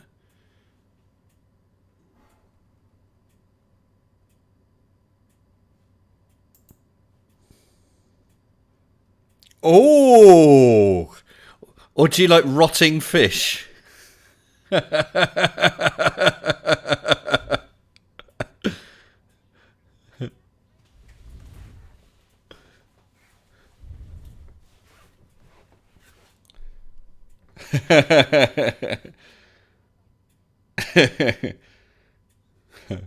So, yeah, well, tell us about. I mean, we've had this conversation before with other people. What would be a typical Irish food? Because I've got to be honest and say I wouldn't know. What would be a famous Irish dish? Oh, hold on. Someone's just. I haven't. There's my cock up for the night. I didn't switch the sound back on for you guys. Sorry, everyone. They weren't saying anything interesting anyway. Yes. Yeah, I fixed the audio, guys. Sorry about that. Yeah, go back to where we were. Someone had a question for Keela. I have to ask again. Yeah, ask again because no one heard it. All right. So, I was going to ask you, Keela. Well, I did, and we'll see what your answer is this time. You said you had no sense of smell. Do you have a sense of taste? Yes, I do have a sense of taste. But again, I don't know how good my sense of taste is because I've never known anything different. But yes, I love food and I love taste. Yeah, as I mentioned before, that's true of everybody, right? You know, I don't know how good my sense of taste is, and I suspect that it isn't very good because I've never tasted something and gone, "This needs more salt." Lots of people do, and so I suspect that I'm defective in some fashion. Well, it's a weird thing because I will never put milk or sugar in anyone's tea because I don't know how sweet it would be for them. And I would never put salt on anyone's food because, well, I don't like salt anyway. But and it's a weird thing because being Irish, because you just asked, Mr. Sensible, you just asked, what is a traditional Irish food? Yep. You know, bacon is a big thing here. Okay. Anything from a pig. Yep, that sounds is good. very, very much appreciated. But I don't like the saltiness of ham or pork or bacon. Well, I'll eat pork, but I won't eat bacon and I won't eat unless it's unsalted. And one of the biggest things, obviously, I hate to be a walking stereotype, but I'm going to be. I love potatoes. Okay. Anything with potatoes, I'm going to love. Well, I am a walking stereotype. Keela, someone's come up with a question. I'll read it as is. Mr. Sensible, ask what the Goat Lady's favourite Father Ted episode is. Actually, oh my god. So I was watching Sean G is brilliant, and I have to say Sean G is brilliant. And he recently debated Nathan O. And Nathan O went into a little hissy fit several times. And actually what it reminded me of was the time they go on holiday. Now, I think you should pull up the video of Father Ted explaining to Dougal that these cows are small. Yes. The cows outside are far away. Absolutely, that one. Yeah, I have to be careful. I got hit with a copyright thing a little while back, and things like the BBC and ITV, they're really, really hot on it, I'm afraid. So... Yeah, I mean, every time now I watch Father Ted in the last 6 weeks, and I do watch Father Ted a lot. I love Father Ted. Every time Dougal opens his mouth, I think Nathan or Sleepy Warrior. Well, absolutely. My video tomorrow night is Sleeping Warrior. It's actually got bounced. It was originally going to be Tuesday. I moved it to Thursday, then to to tonight, and now it's moved till Saturday, so it's not going to get moved again. I hope he finds himself bitch made tomorrow. He actually really annoyed me today. Okay, what did he do? Was it today or yeah, it was today. He All right, so as a carer, as a healthcare professional, I am trained. I'm a trained paramedic, and I spent 14 years building up my skills in first aid and rapid responder. And it really frustrates me, and it really angers me when people take the current crisis and try to monetize it, or try to conflate it with something else. And he had a chat today. He had a live stream about how the coronavirus and the numbers don't add up, and how everyone is lying to you. Now, again, that's fine. You can question the numbers, that's fine.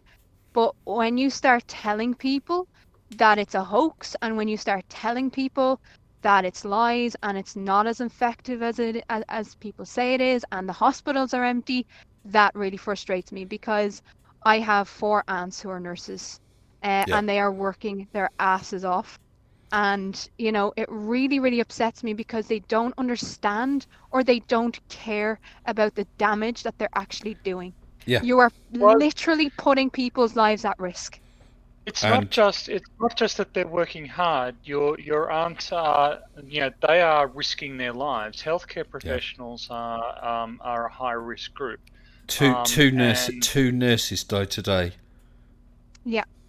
And they're saying people aren't dying from this. Yeah. Like, or no, his argument was if they've died from coronavirus, they were going to die anyway in the next year. That was his I'm argument. sure that 66 Italian paramedics or medics of one sort or another, 66 of them have died in the past few weeks. I'm sure that they were all going to die. That's ridiculous, isn't it? Like, look, my message about that is we all have a social responsibility here. And yes, you can disagree with the measures that your government is taking, and actually looking at the different models and looking at what countries reacted in what way at what time actually goes to show how caught off guard they were, and how arrogant some of them were. So look at America. the idea that they planned it was ridiculous, looking at how they've responded. But what upsets me the most is that for the sake of a few views and the sake of a few quid coming off those views, you are literally putting people's lives at risk. Well, did you see my video last night? I did, that and I got so upset. I just wanted to hit her, and I'm not a violent person, but I just wanted, like, put her in jail. It's absolutely abysmal, isn't it? Or just actually what should be done to videos like that, to people, and I've seen people in Cork actually go up to people doing that coronavirus challenge from TikTok, and walking up to people and coughing in their faces and saying corona, and thinking that's hilarious. It's not. No, give them a 500 quid fine on the spot. Well, that is assault. It is. Yep. You will. But what they should do I know that for a fact. It is assault. Yeah. So there is no doubt about it. You can get arrested. You can do time for that. You shouldn't. No. Well, what they should do, because you're wasting a lot of time. You're wasting a lot of paperwork that people don't have. What they should do is give an on-the-spot fine of 500 quid for every time they do it, and I'm telling you, you will see them stop. Or kick them in the ghoulies. That too. But again, I'm not advocating violence. Nor am I. I'm telling you, instead of actually arresting them, because that is time out of police officers' basic duties. And I mean, if you watch some of the videos from Ireland, you know, what's happening is some of the elderly who don't have carers, and we're lucky that I'm here because I am his carer. I'm able to go shopping for him. I'm able to do all of that so he can stay safe.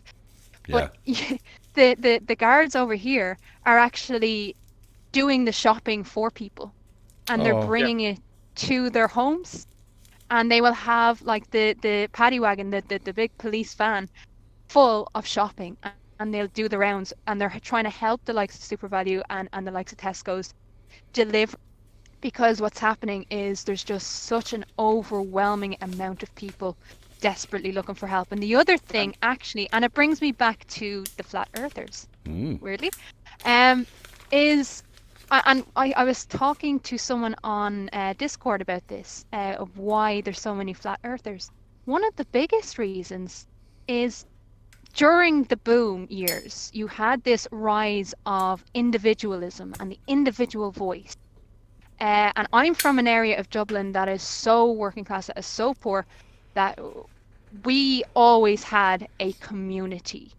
And the decline in community projects, the decline in communities, is a massive, massive reason, and that rise in individualism. And my voice is the most powerful voice, and my voice is the only one you should listen to. I think that has contributed a lot to the flat earth movement, that everyone is so on this basis of individualism. Listen to me, I'm the outsider, so you can trust me.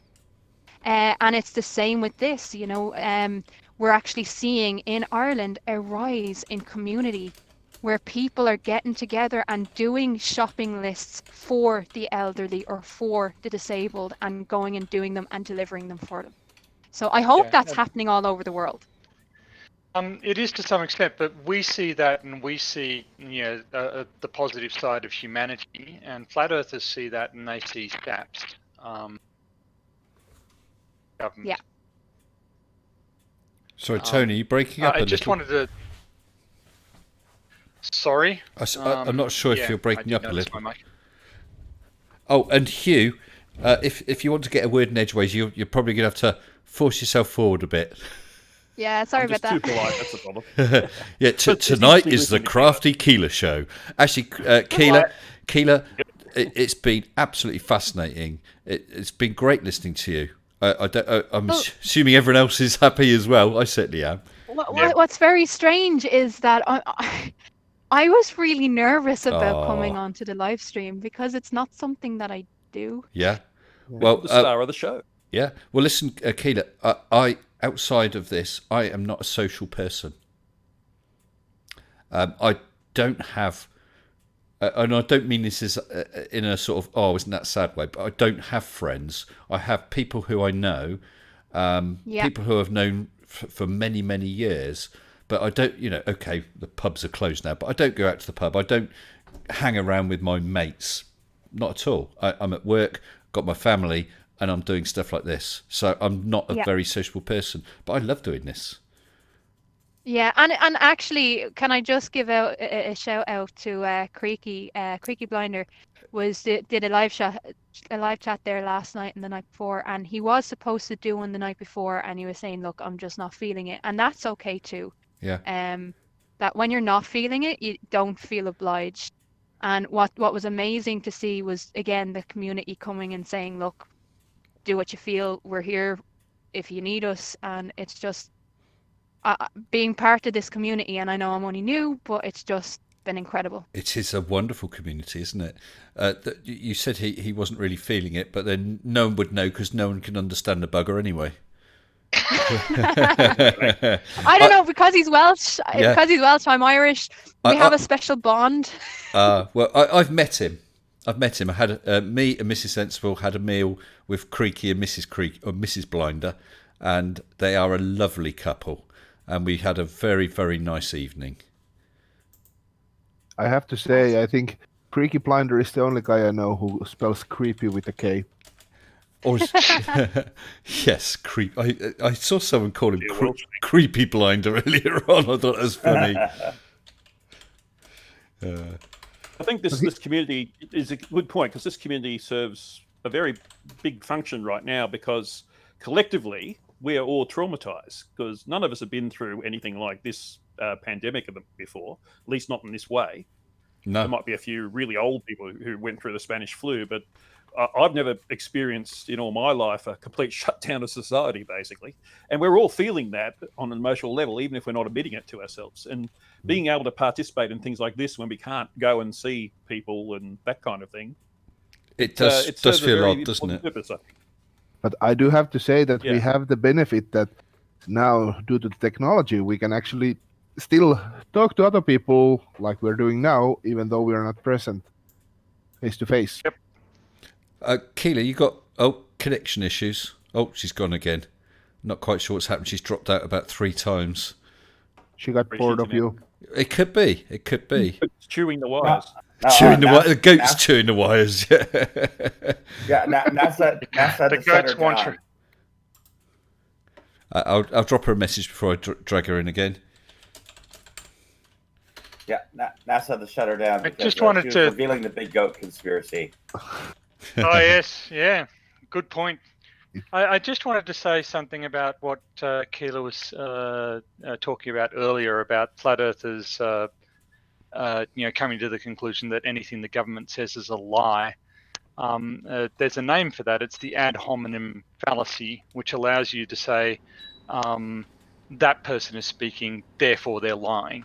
And it's a fallacy because it's the truth or otherwise of a statement is independent of who's uttering it.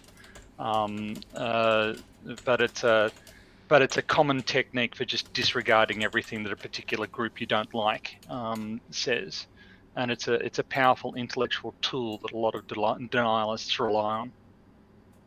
I have to say that there is a sort of fine line in this ad hominem thing, because I mean we often say in this community that flat earthers are idiots and you shouldn't listen to them. I mean, but that's not.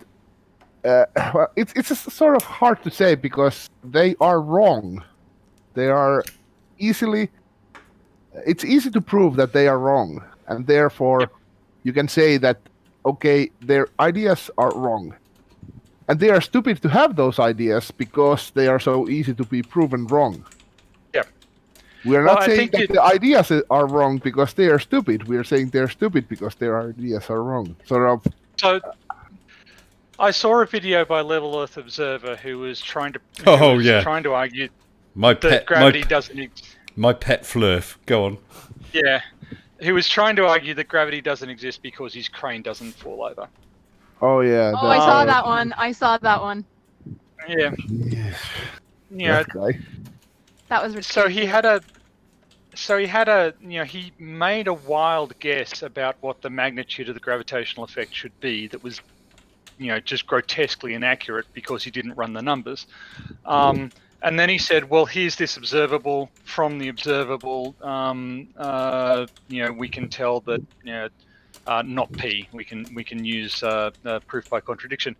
Okay, it is true that the crane didn't fall over, so that part of his argument is not wrong. It's the first part of his argument. So he is trying to be scientific. He is trying to sort of employ basic symbolic logic. He's just not got the skills to actually do it. No, it genuinely is Dunning-Kruger. Yeah. We're not using that as a way of taking the mickey out of him. He genuinely does not understand. I'm sure of it. His argument about the Earth's not spinning because otherwise the what do you call it? But the hook on the crane would be swinging around wildly. He just doesn't understand it. And he did a video recently with an aircraft up 8 miles. You can see so far, and the drop would be this. And he had a little graphic, and he was showing a drop of about 30 degrees, and he couldn't understand why, if it's a globe Earth, why you're in that plane. If you're looking towards the horizon, you should be looking way on down. He couldn't grasp it that it's only, I can't remember what it was, 1.5 degree drop at 240 miles, which you're not going to see. He just cannot grasp it. And it's this, and there's a contempt for running the numbers. Like if he had actually run the numbers through the formula for gravity, he would have been able to work out that the gravitational effect would have been sufficient to increase the weight of his load by about 80 grams, which is actually not going to pull your crane over. That's right. Because Even with an alarm, it's not you're okay. Oh no, you're dead. No, it'll be an alarm. There will be a lot of leeway. I can't remember what he said. I think it was a 12-ton, wasn't it? A 12-ton alarm. Yes, it was a 12-ton. So I wouldn't be surprised if he could actually lift about 14. before it actually. Yeah, there's going to be a massive leeway. They're not going to say, What 12 tons and a couple of ounces and the crane tips over. No. Yeah. What terrifies me is that somebody actually let him in charge of heavy equipment, yet he doesn't even remotely understand gravity. That's right. I mean, and he's I don't think any of them understand gravity. Ooh. Yeah. But Wow. overall, I would say that it seems that the flat earthers have this lack of mathematical thinking, that they cannot do math, and they have no way to make a rough estimate even. They can't make a sort of, it should be about this much. Exactly. Yeah. Look. Math's the thing.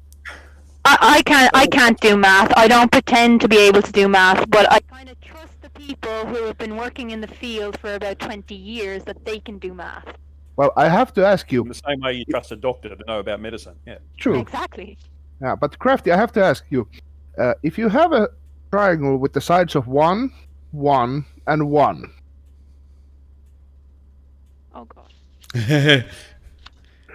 Do math, she said. Oh, was that? Sorry, That was the question. That was one of the questions from Cat's Quiz, wasn't it? Yeah, I was Craft, thinking can I how just... much- Binary question. Guys, That was 3. hold on. Crafty, your voice is very distorted.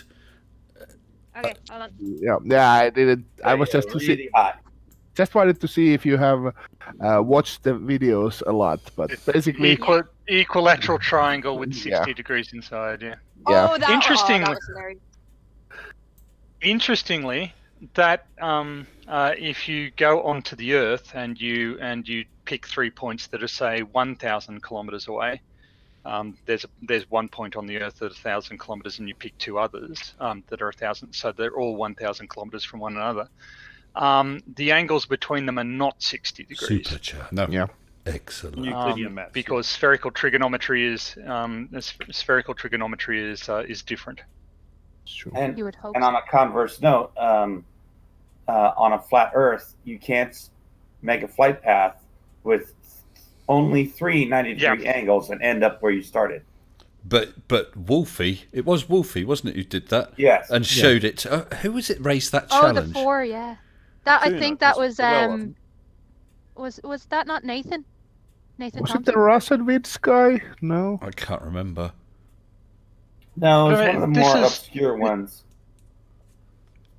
Well, Put it just into while we're chat, all don't thinking tell on me. that, I just had another super chat from John Watson, who super chatted £2 and said, "Your horse is so fat it needs its own spacesuit." I'm not sure if that was. I'm not sure if that was part of a conversation that was going on in the chat. But we might get onto That those. chat, I tell you, those chats get so random. I know It's amazing. It's good fun. And isn't it? someone actually said to Creaky Blinder that they didn't do less live chats because they don't like that's live right. chats. They What don't. the hell? Who doesn't Well, like then- the live They're chat? fun, aren't they? I certainly like doing them. Flat Out Hero did the challenge for Wolfie. Yeah. Okay. Yes. Ah, We that did. guy. Yeah. Yeah, so he went from the pole south, however far, didn't he? He then turned 90 degrees and went the same distance, and then turned 90 degrees again, and ended up where he started. That was it, wasn't it?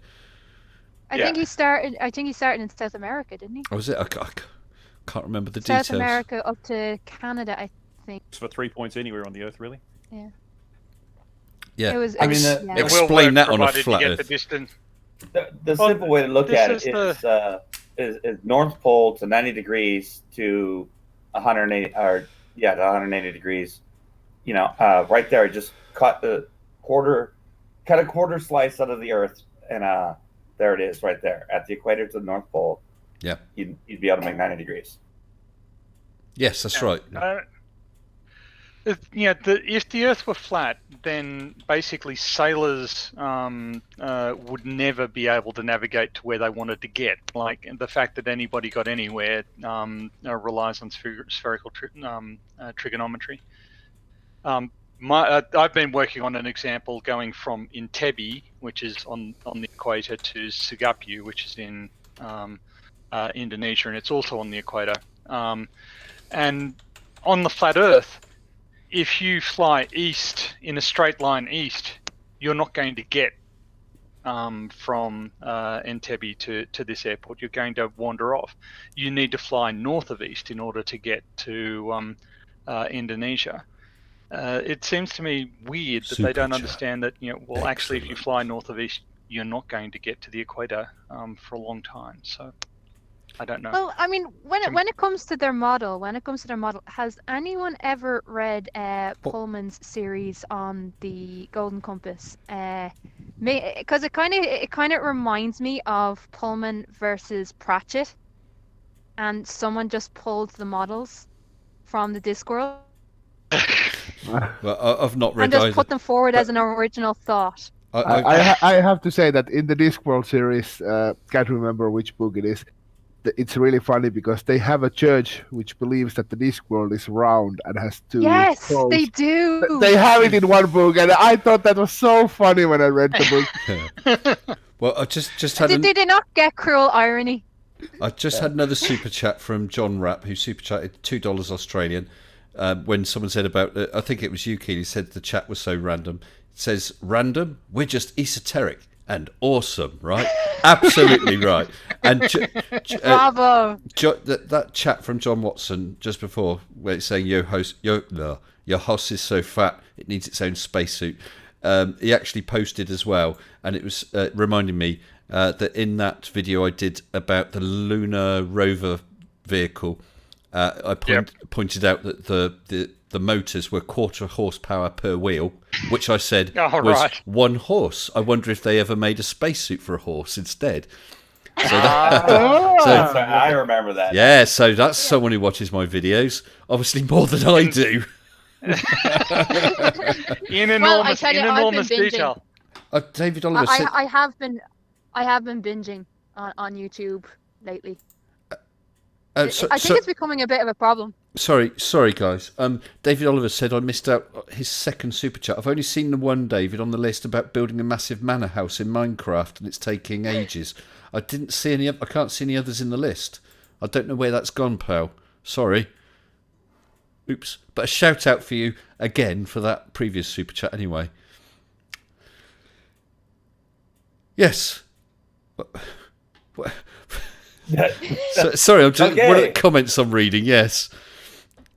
Is it the one about the ibex goats? Oh, there was. Yes, you're right. Where's that gone then? I did see that. It's not on there. You want me to read it? If you can see it, it's back there in the chat. Yeah, I can find it. I wonder what's happened on. Why that hasn't appeared on the list? It could just be. I see it. Streamlabs missing it out. Right. Yes, David, you're quite right. Super chat. I see Excellent. it. I see it there, and it is not on my list. But yes, David Oliver has, and I apologise it got missed out, has super chatted for £5, saying it was when we were talking about goats, Keeler. Are ibex goats? They sure are good at climbing. I've seen an ibex vid climbing up a dam to lick salt off it. Yeah, I saw that as well. Have you seen that, Keeler? Yeah, I've seen them. Ibex are not goats. They're actually closer related to sheep. Excellent. But they are incredible beasts. Yeah, I've seen ibex and I've seen goats actually scale the cliff. So if you look at their hooves are split, so they can actually do that. Because what happens is that they know the predator can't get down a cliff or up a cliff, so they'll always go for the cliff. It's quite scary the way those animals do climb, though. I've got a couple more super chats coming. Hugh Jars has super chatted $2 Australian, and this is a message to John. John Rapp, esoteric or eclectic? Good question. And John Bunker then super chatted £2 and said absolutely nothing at all. Wise words, John. Very wise words. Thank you for that. Nothing needs to be said. Yeah, and wise man knows when to be quiet. Absolutely. And Keeler, you've definitely got some fans because Phil Blacker has said that voice again. Love the gal's Irish accent. Okay, yeah, I'm actually blushing right. There was someone else made some comment about it. I'm going to see if I can find it, and that'll make you blush. Common as muck. Common You- as muck. you That's the said only you were- comment. You said you were very stereotypical Irish. Do you have red hair? Right. So this is a misconception. The redheads are actually Scottish. I- Oh no, Wow, she's right. gone. She's You gone. rage quit. NASA took him Great. off. NASA took her offline so that she couldn't tell the redhead conspiracy. As the goats have got her. The I goats was- have I fought was- back. Did you know that Scott actually means Irish person? Nope, didn't know that at all. Elder and all that. Didn't know that at all. So Scotland actually got taken over by the Irish in. Well, I mean, they're 8th century or actually something like very, very close together, aren't they? Yeah. It's quite The quite Scotty shocking. moved over from Northern Ireland to the Glasgow area, I guess, and then they fought the Picts and intermarried and became Scotland. Yeah, so the Picts were matrilineal. So and then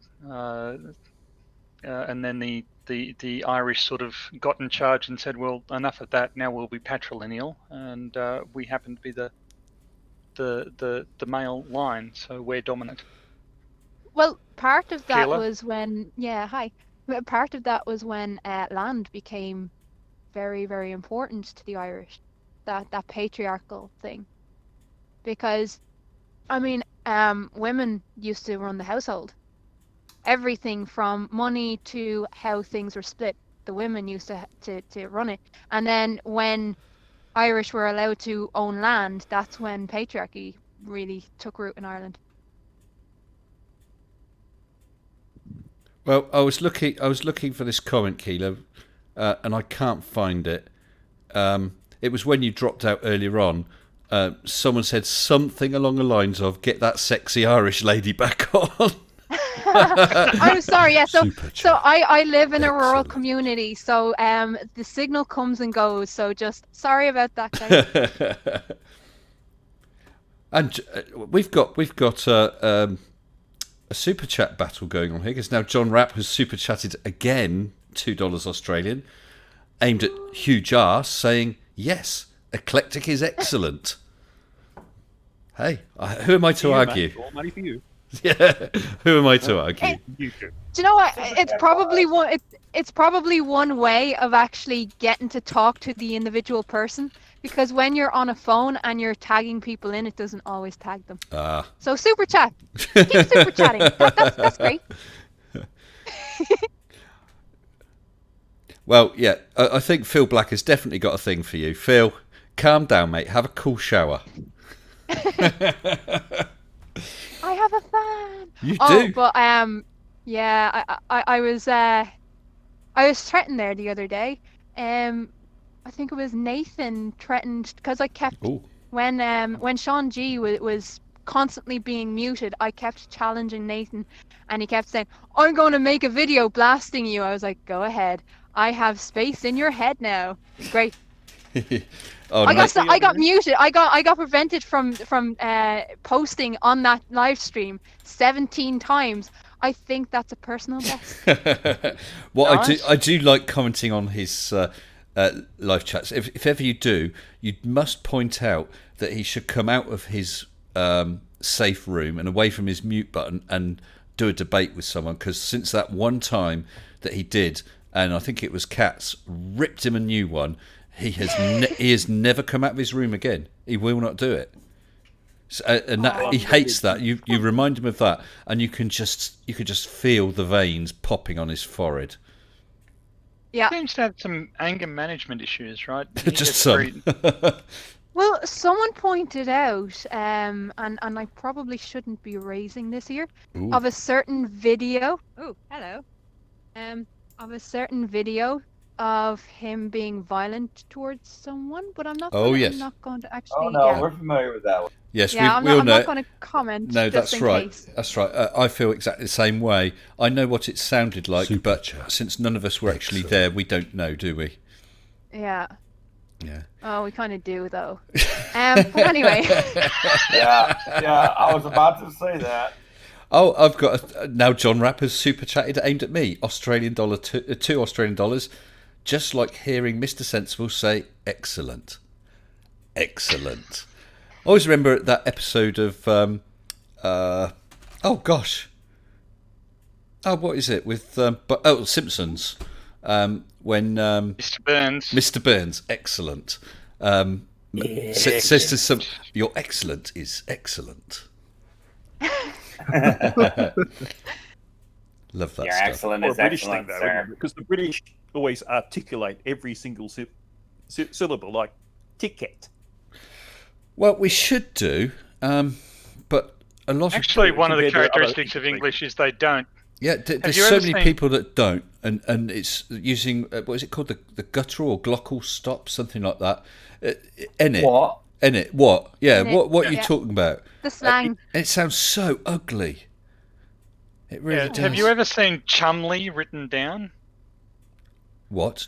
No. The name Chumley, which is spelled CHOLMUNDLEY, and it's pronounced Chumley. Well, there was Don't need a prime minister with that name. there was an episode of Monty Python. He said, "My name's Throat Warbler Mangrove. It's only pronounced Raymond Luxury Yacht." Speaking of pronunciations, So I was And just- thinking, Leicester. there's just on the fans Premier there. of Queensland. Yeah. Queensland's name is actually Polish, and it's in Polish you would pronounce Palashuk, but because shuk is close to chuk, which is Australian for chicken, Yeah. he changed it to Palaszczuk. Palaszczuk. Very posh. Oh, Yeah, Someone has requested that I make a YouTube. yeah, I saw that. Was that Phil Blacker again, by any chance? No, it's on Discord. It's on No, Discord. that was- Fly Bry. Oh yes. Oh yes. He checked to see if the name was free, didn't he? Maybe you should grab the name anyway, and then have a think about it. Set up the account, even if you don't do anything right now. Just upload a goat video, you'll get 100 subscribers. actually, actually, I do have a video of my baby goats of 2 years ago, I think, being introduced to snow. That was a Oh. fun one. Well, I tell you what, animal videos that they go like a shot. That's worth doing. Honestly, it really is. Yeah, I don't think I have the patience though. I like going on to, but I don't know if I'd be able to. And what's weird is people have asked me before to do vlogs and stuff, and I'm too lazy. Well, I'll just Why don't you be. name some of your goats Anthony and Nathan and have conversations with them about the Nathan and Nathan. But I'm just being asked another pronunciation thing by Andreas Elt, asking how I pronounce the name of one of my patrons. I must admit, it was when I have new patrons, for a month they get read out on the patron roll, and for a week they get read out as the very latest patrons. So there's been a couple of difficult ones, like Erdwulf Sletchverter. I had to learn how to say that. And there's another one which I was asked about earlier on, Sven Arngrimsson. And he was actually in the chat, but he didn't say if I said it right. But there's this other one, Alice. The way I pronounced it, I don't know if it's right, perhaps you can correct me if I'm wrong, was I pronounced it Alice Wangström. So I don't know how well or how close I got to it. But I did my best, and she never wrote me an email saying I got it hideously wrong. So I did the best I can. Alice Wangström. But my real name is one that a lot of people have difficulty pronouncing. So I do know that I like it when people at least try. But that's me. Yeah, one of those like absurdly long names, like. No. Well, I got. Well, when I see it, it's just. I actually think that it's not a difficult word. Not like some of the words we were talking about earlier on. It's very straightforward, but it's a word that people don't see. And if it's not a word you ever see, or a name you ever see commonly, it's just enough to make people stumble. And I've just had another super chat from David Oliver again, saying he's not the Messiah. He's a very naughty boy.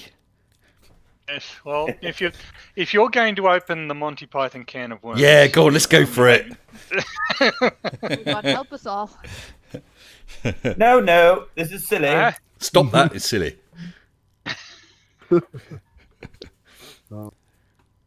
Well, we got a couple of others in the live waiting room. We're coming at midnight, and I don't think I'll be going on too much longer. So, Andrea says, well, so Andreas, how did I do with that pronunciation? So it'd be Vongström, something like that. Let me bring the. One of them's gone. Let me bring the last one in, Brixie. Hello, Brixie. Good evening to you. Oh, good evening. How are you, pal? I'm okay. Good. All keeping well, I hope. You and yours? Yeah, just 1 second while I turn off your audio on the other. Okay. It's all right. Someone said, those are my juniper berries. Look, the juniper berries have brought forth juniper berries. The juniper bush has brought forth juniper. I can't even say it. It's a miracle. It's a miracle, yes. The bush has brought forth berries. Juniper berries. Of course it's brought forth juniper berries. It's a juniper bush. And now, the larch. Yes, the larch. I was going to try and think of a joke to tie that up with Kate Bush, but I couldn't think of one. Apparently it's an hour till the shills go live. So what are you saying? Are you saying I should carry on? I've got it. Okay, thank you, Andreas. Vongström. So I wasn't a million miles out, was I? Not a million miles. Bilal Ahmed, good evening to you. Hello. Another name I've not seen before. It's nice seeing new people pop up in the chat. It really is. I see someone, who is it? Darts has posted the parrot sketch into general chat. That's always a winner, isn't it? Absolutely That parrot brilliant. sketch is one of my favourites. Absolutely Of fantastic. any comedy section, the parrot sketch. That and the cheese. Yes, yeah. But I tell you which, the other one I liked though was the two Ronnies. Got any O's? Do you remember that one? Yes, that's right. Yes, the Four Candles, I think, is the name of the skit. Yeah, 4 candles. No, not 4 candles. 4 candles. Brilliant stuff. There's my favourite Monty Python. I've actually got two. One is the Latin. Some people called the Romans. They moved towards the Aus. Romanus and Domus. Yes. Yes, and if I claim to wield ultimate executive authority because some moistened bint lobbed a scimitar at me, people would think I was insane. Well, how'd you get to be king? I didn't vote for you. That's right. Are you called Dennis? Is this a 5 minute argument? The argument one. Time's up. No, it's not. No. Yes, it is. No, it isn't. This isn't an argument. You're just contradicting me. No, I'm not. Yes, you are. Yeah, folks, this is actually happening. Oh, yeah. I'm afraid my This way, my streams have descended into Python several times before. My first experience of a Mr. Sensible stream, I clicked on it and Mr. Sensible was singing a Monty Python song. Oh, was I? Which one was that? Okay. I can't remember which one. It wasn't. Singing. Just remember that you're standing on a planet that's revolving at 900 miles an hour. That's orbiting at 90 miles a second, so it's reckoned. The sun is the source of all our power. Was that the one? It might well have been, which I kind of think of as the anti-flat Earth song. But yeah. Or their national anthem. or is it that one? Every sperm is sacred. I love the way found this spoon. Well done, sir. Sorry, Ivan found the spoon. Well done. Right, well done. Coconuts do migrate apparently. Well, they do if they're classed. What was it? If they're strung on a vine and classed between two swallows. What do you mean? Swallows. African or European? Means are too light.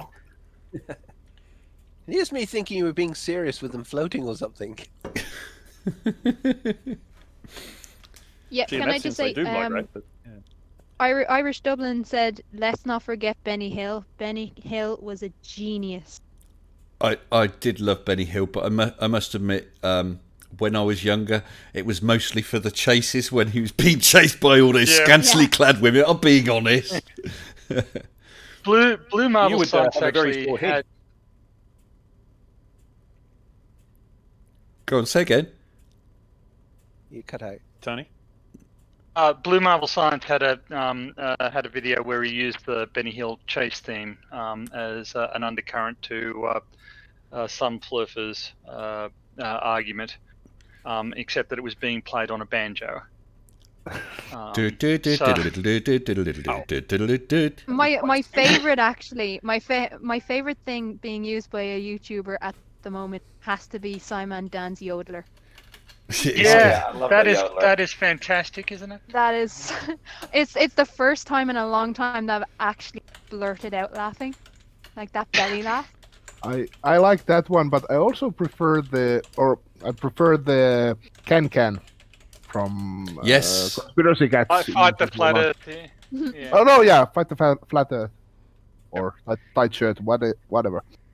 So I love FTFD's outro music that a Flurf actually made for him as a sort of joke, but yet he uses it as his outro, and it's probably the best bit of music I've heard on a YouTuber, or at least in this community. Outro is pretty. Ever. But actually, I have to. This is something which I have thought a lot about in the difference in the communities of flat earthers and sane people, and that is that the flat earthers suck at comedy. They are not funny They really at do. all. Yeah. But also that they've not really got much of a community. There's a whole bunch of them, and they'll try and back each other up. But the moment they disagree over something, they'll stab each other in the back. I mean, That's true, Riley's that's had a true. big falling out with Ranty, hasn't he? Yeah, I saw that. But that's a difference, because over here you always see creators going on each other's channels and helping one another out and giving shout outs to one another. Definitely. Yeah. And I there don't feel bad about it at all. yeah, that's true. At the risk of being boring, it's a symptom of the fact that they don't actually have a coherent theory that they all agree on. They've all got their own weird tweaks on what's going on, and that just makes their belief systems incompatible once you get into the details. Yeah, that's it. So I mean, they're debunking each other anyway, and just the fact that they haven't. I mean, however ridiculous this model of theirs is, if at least they had the one model, perhaps with one or two minor little bits that they're a bit doubtful on, that would be fair enough. But they're totally different. Is there a dome? Isn't there a dome? Is the Earth square? I mean, then you get all the hollow Earth and stuff like that, which I've seen mentioned. Mud floods and lizard people. Yeah. I love the lizard people. I want to pose a question. We talked about Sleeping Warrior. Yes. If people like him, if we just all ignored him, I mean, apart from not having material for videos and things, but if we all just ignored him, with his psychology, would he just give up and go away, or what? I wish. What do you think would happen? I wish. I think part of it is he gets a buzz out of annoying people, but then you also have the other side of people who are genuinely vulnerable are listening to that crap, and because there's nothing that's actually challenging it, they're more likely to believe it. So that's why I love watching people in those live stream chats on those videos actually challenging him. And that's because there are people who will. There definitely are people that will follow and believe, but that's why I like to do this, because I like to think that in some way I'm helping tone that down, maybe stopping people, maybe even turning people around. I don't like seeing people taken advantage of. But what Sleepy doesn't monetize, does he? I mean, Nathan Oakley, he's despicable. Thanks, David Show. Yeah. Yeah, I agree there. Can I just say, I saw. It's not just that it's not just that it's not just that you're debunking what they're like. One of the reasons why I'm here is because you helped me and you backed me up with what I was saying, Sorry, and me? that is power. Yeah, that is With power. what? Well, with that idiot that I was talking to. Was I on chatting on a stream? Do you mean with you? No. Those Just the videos Sam and you Dan's produced. videos, conspiracy. Those videos that you produce, Right. those live streams that are still there, that Yeah. we're actually able to use that I see. to actually help us. Oh, That reference we're to your arguments to defeat these flat earthers if we don't have those arguments ourselves, Gotcha. and that's valuable. Thank you.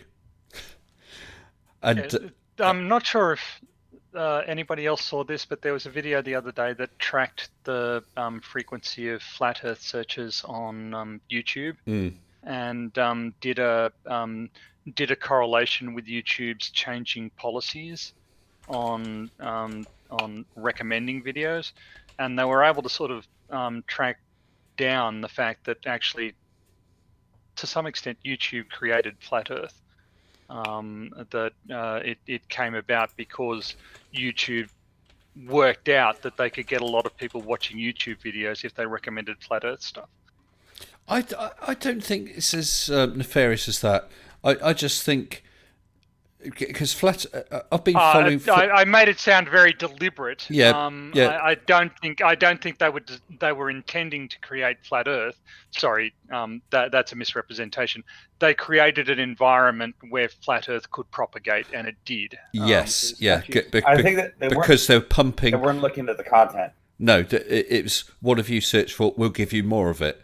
Oh, you've watched that. We'll give you even more of it. And so people were only seeing that flat Earth side. Yeah. I mean, I not only seeing the flat Earth side, but seeing people like you as well. You would have been coming up. Well, true. The problem is, well, flat Earth I mean, it is harmful, but compared to some of the things, it's not harmful at all. When you think of anti-vaxxers and now the COVID people, yeah. But they're so common.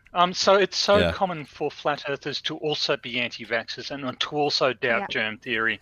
And it was getting into sort of what Keela was talking about earlier about this paranoid mistrust of everything that sort of institutions and people in authority are saying.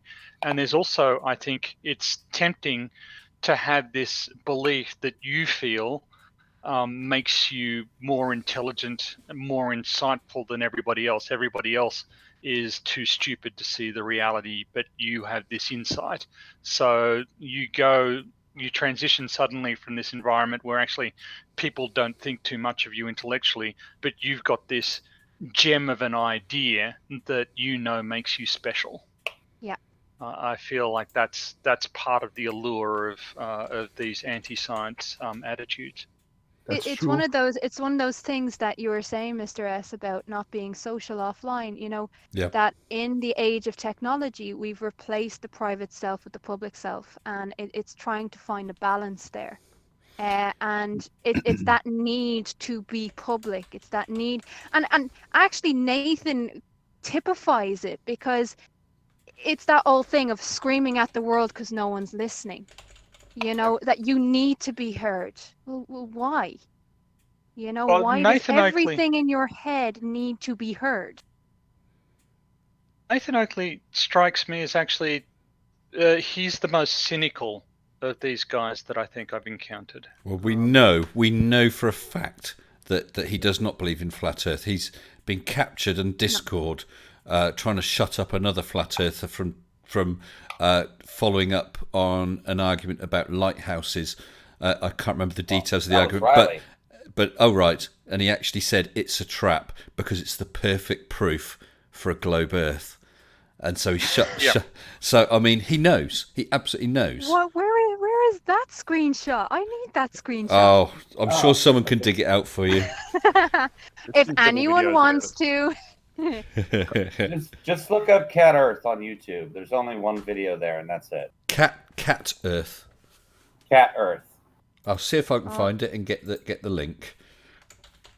He seems to me to be just manipulating this for his material benefit. He's just in it for Absolutely. Material rewards. Whereas And people like Ranty, you can see it in how angry he has gotten about Simon Dan reaching 300,000. But in that progression of, all of a sudden he's buying subscribers. I dropped it in for you. I dropped it in for you. And I've just dropped it in as well. So the link is in there for the perfect proof that Nathan Oakley is a lying whatever. Oh, Colon's dropped it in as well. Yeah, Colon is in here. Colon's my moderator, and it's quite nice to see that you're getting a night off, because you're always in there when I'm doing my live streams. You're always in there, sat in the waiting room by yourself. Someone pops in, you chat for a minute, I drag them out. So it's nice that you're able to have a night when you're not doing that. Enjoy it, I hope. It's nice to talk to as well. Yeah, he's a nice guy, isn't he? Nice guy is C. Yeah. Oh, actually, I was thinking, we were having this discussion with somebody else about flat earthers. They seem to be sort of people who rely more on the emotional side of things than the facts. Well, they haven't got any facts, have they? Yeah, but I mean, that's the point. That to the flat earthers, the facts and the numbers, they don't care, or they don't mean anything. What they care about is how it makes them feel, how that statement or claim makes them feel. Yeah. Well, I think they hugely value their intuition. Like last week when I was on, there was Ross, Flat Earth Aussie Jesus. Oh yeah. And he described himself as, this very, he had this immense intuitive understanding of everything, which is, intuition is actually often a very bad guide to what's going on. Can I bore you with a professional snippet? Yes, please. From what I do. So if you imagine an ice sheet next to an ocean, okay, and you melt the ice sheet enough to, say, add an average of 1 meter all across the ocean. What happens to sea level next to the ice sheet? So first of all, this is an ice sheet on land, then. This is an ice sheet on land. Yes, ice sheets are by definition on land. Well, if it's on water, it's an ice shelf. Oh, okay. I mean, I've heard them called shelves. I didn't realise there's a specific difference or definition. Okay. Sorry, that's a... No. We learned something else, or I have anyway. I might be the only one, but I would expect sea level. So you've melted a load of ice that was on the land, and it's run off into the sea. The sea level has risen. Right. Yeah. But right next to the ice sheet, sea level actually falls. Because the ice is being taken away. Is it the over long term, the land will rebound under it, but actually isostatic rebound. Isostatic rebound, exactly. Yes, but I knew that what's happening in short term is that you've actually reduced the gravitational attraction of the ice sheet on the ocean, and that effect turns out to always be larger than the amount of water that you've added to the oceans. Wow. So if you imagine your initial configuration, the ice sheet is there. The mass of that ice pulls the oceans up towards it, and when you reduce ice, you're not pulling anywhere near as hard, and so sea level actually falls right next to the ice sheet. And you discover that if you do the mathematics, if you run the physics, and you do the integrals, then you find that out. And when I discovered that, it blew my mind because I had no intuitive understanding, so sometimes reality, that you think would be reasonably obvious, is actually counterintuitive. You don't, intuit, and it's the big thing about science is that your intuition is often a very bad guide for what should or should not happen. Yeah, I actually have a good example of one other thing which is enormously against intuition and easy to test for yourself. Go on. Okay, it's very simple. You've heard of polarized filters. It's the sort of thing that you use for sunglasses. Yep. And you know that the general principle of a filter is it makes things darker. It takes light away from what you see. Now, have you ever actually done any experiments with filters where you place one on top of another? Yeah, we have done that in school at some point. Yeah, but yeah, I know what it's a it's getting classic at. quantum. Yeah. Yes, exactly. Yeah, But that's really You good can- point. Well, that experiment can lead to more light passing through when you add a filter. yeah, And that makes that's no right. sense intuitively at all. But it's totally true and very easy to do yourself with a couple pounds worth of filters. I Or think the- Katz made a video about that. It Conspiracy. may well. Or the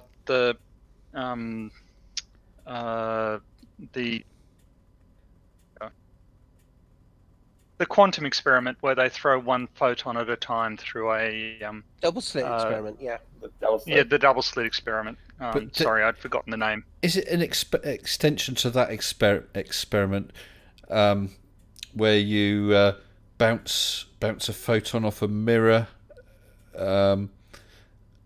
Now, what was it? It was quite interesting, and the photon's not there unless you measure it. There's something like that, and you can bounce it off. What's that called? Well, there are multiple. There's the quantum entanglement. That's the one. That's the one. Quantum entanglement's Right. hugely interesting. Isn't it? Yeah. Because it's not. Is that right? It's not there if. Well, if you can create a physical process that will send identical particles in opposite directions. Yes. And you don't know anything about either particle. That's right. But as soon as you measure the properties of one particle, you know the properties of the other particle instantly, even though it may be light years away. So there's a suggestion that information is being instantaneously being transported. Yeah, see, I have read about it. From one point to another. I read about it, found it very fascinating, but I didn't have that much understanding of it. Have you ever read a guy called Greg Bear? Yes, I have. He did two novel series. I forget what the first one was called. The Earth was totally destroyed, and the second novel, and I'm racking my brains to think what it is. It's set some years later, and his son and a group of other children are basically touring the galaxy trying to find out who it was who had destroyed the Earth. And they were using an alien technology. It's hard to explain. And as part of this, they had this thing called NOACH, NOACH, which was short for no channel. And it was all to do with that. It was basically communication without anything in between. So they could talk over space, and they actually went further, and they would tweak particles where they were to affect particles somewhere else. Yeah. It's fascinating. It's brilliant hard sci-fi. Well, there is one major consequence of quantum entanglement. You see, since 1999, the first experiments were being used to actually do genuine form of teleportation. We're not physical, but data teleported across initially the Blue Danube, I believe was first in Austria. But since then, the record's gone. They've used teleportation to satellites. It's a genuine thing. It's not just science fiction anymore. Well, I found out the name. The first book was called The Forge of God, which was, I thought, quite a good ordinary sci-fi book. But the second one, with all this no-channel thing, is Anvil of Stars from 1992. Absolutely brilliant book. Really worth... Colin in the general chat has brought up a video about the polarization thing. Right. Okay. And it is fascinating. If you... Sorry, I didn't mean to interrupt. Sorry. No. That's all right. I was going to say that is interesting. What I'll do is I'll grab a link to it. Is that a video or a picture? Oh, it's the polarization. It's just a photo, isn't it? Yes. Well, there is a video. I have seen that used as the thumbnail for a video in my YouTube feed. I mean, the thing with this Out there. particular experiment is it's something that anyone can do, but it illustrates the falsehood of just trusting your intuition. The core foundational belief of flat earthers is laid bare as false in one experiment. Yep. Very easy. Well, a lot of times they claim, well, I can see it, and therefore it is. But Yeah, but that's right. optical illusions can definitely ruin that idea real quick. Yeah. Yeah. Well, this is Keela was talking earlier about how she had no real idea how reliable her sense of taste is. Similarly, we don't really have an independent assessment of how reliable our perception of reality is. We can do various tests, but ultimately we have to accept that we're not infallible observers. We need to leave that possibility open. Well, we actually see more than is actually there as well. We invent things. The way our brain interprets color, for example, it isn't 100% accuracy of. We can only see red, green, and blue shades, for example. Yet we invent all the other colors in our mind. They represent frequencies of light, but sometimes that's not true. We use our brain. We can actually see some colors that are not actually there if the optical illusion's arranged that way. You can see mixtures. Also, some of those colors can't be captured on a camera. If you look, I live, as I said, out in a rural area, coastal town. If you look out at a sunset, and we get some of the most dramatic sunsets in the world, I think. But if you were to try and take a picture of that, you'd never capture the majesty of actually looking at it. Well, no matter how good your camera. I'm colorblind, so I wonder if it, because I don't know, is that something physical with my eyes, with the rods and cones, or is it something in the way that I process? Yeah, your eyes have three types of cones. One, sorry, I was over talking. Did you want to speak? No. You're. I was going to offer what I suspect to be the same explanation that you're about to offer, but you got there first, so you go. Sorry, it's just I talk a lot, so I'm just making sure. Now, the cones, they're tuned effectively to detect frequencies of red, green, and blue. The rods will detect effectively the black and white vision that you get, but red, green, and blue sensitivity, there's obviously some variation to exactly how these tunings might happen between people, but on the whole, that's how you see. And if you actually have a look, the red is in a slightly different, further up the scale position. And if you have a look, the colours of the rainbow, red, orange, yellow, green, blue, indigo, violet, you'll notice that that doesn't cover all of the colours that you see. That's because the brain makes up the rest. Yeah.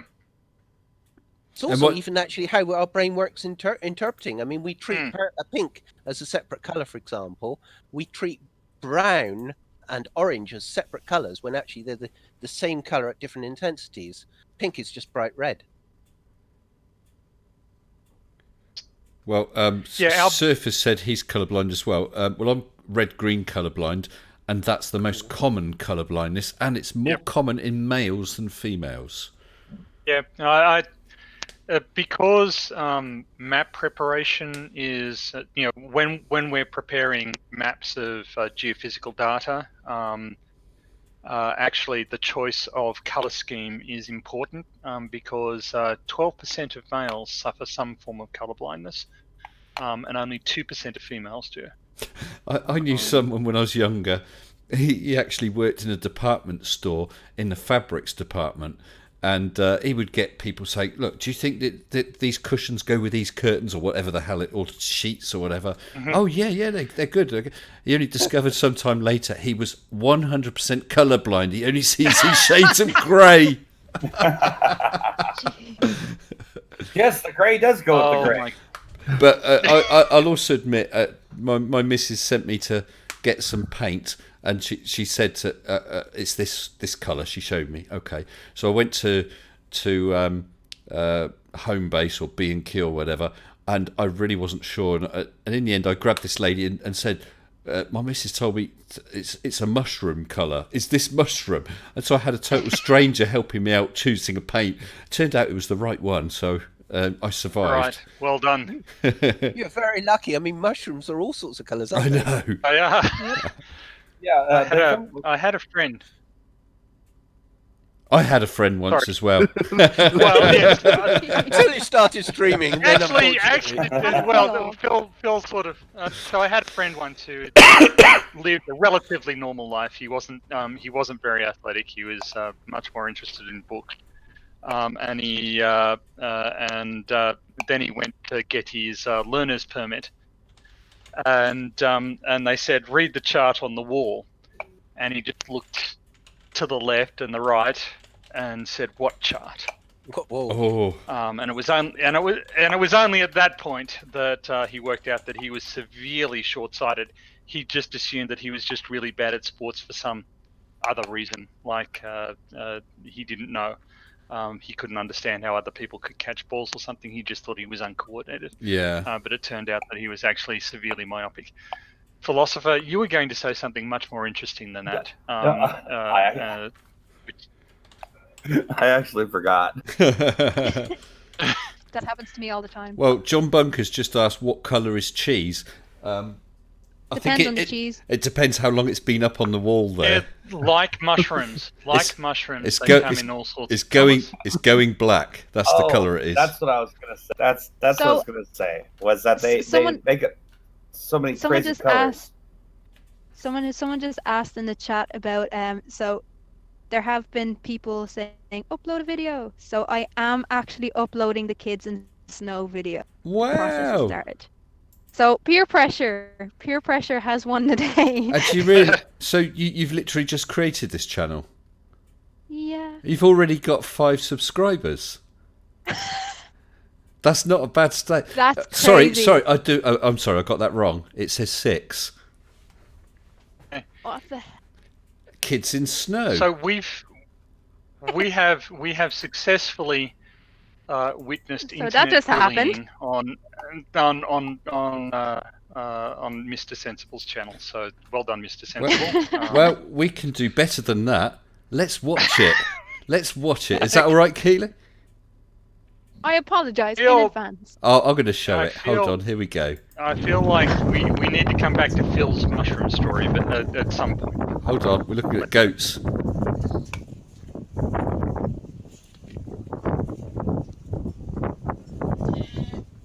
Yep, they're my babies.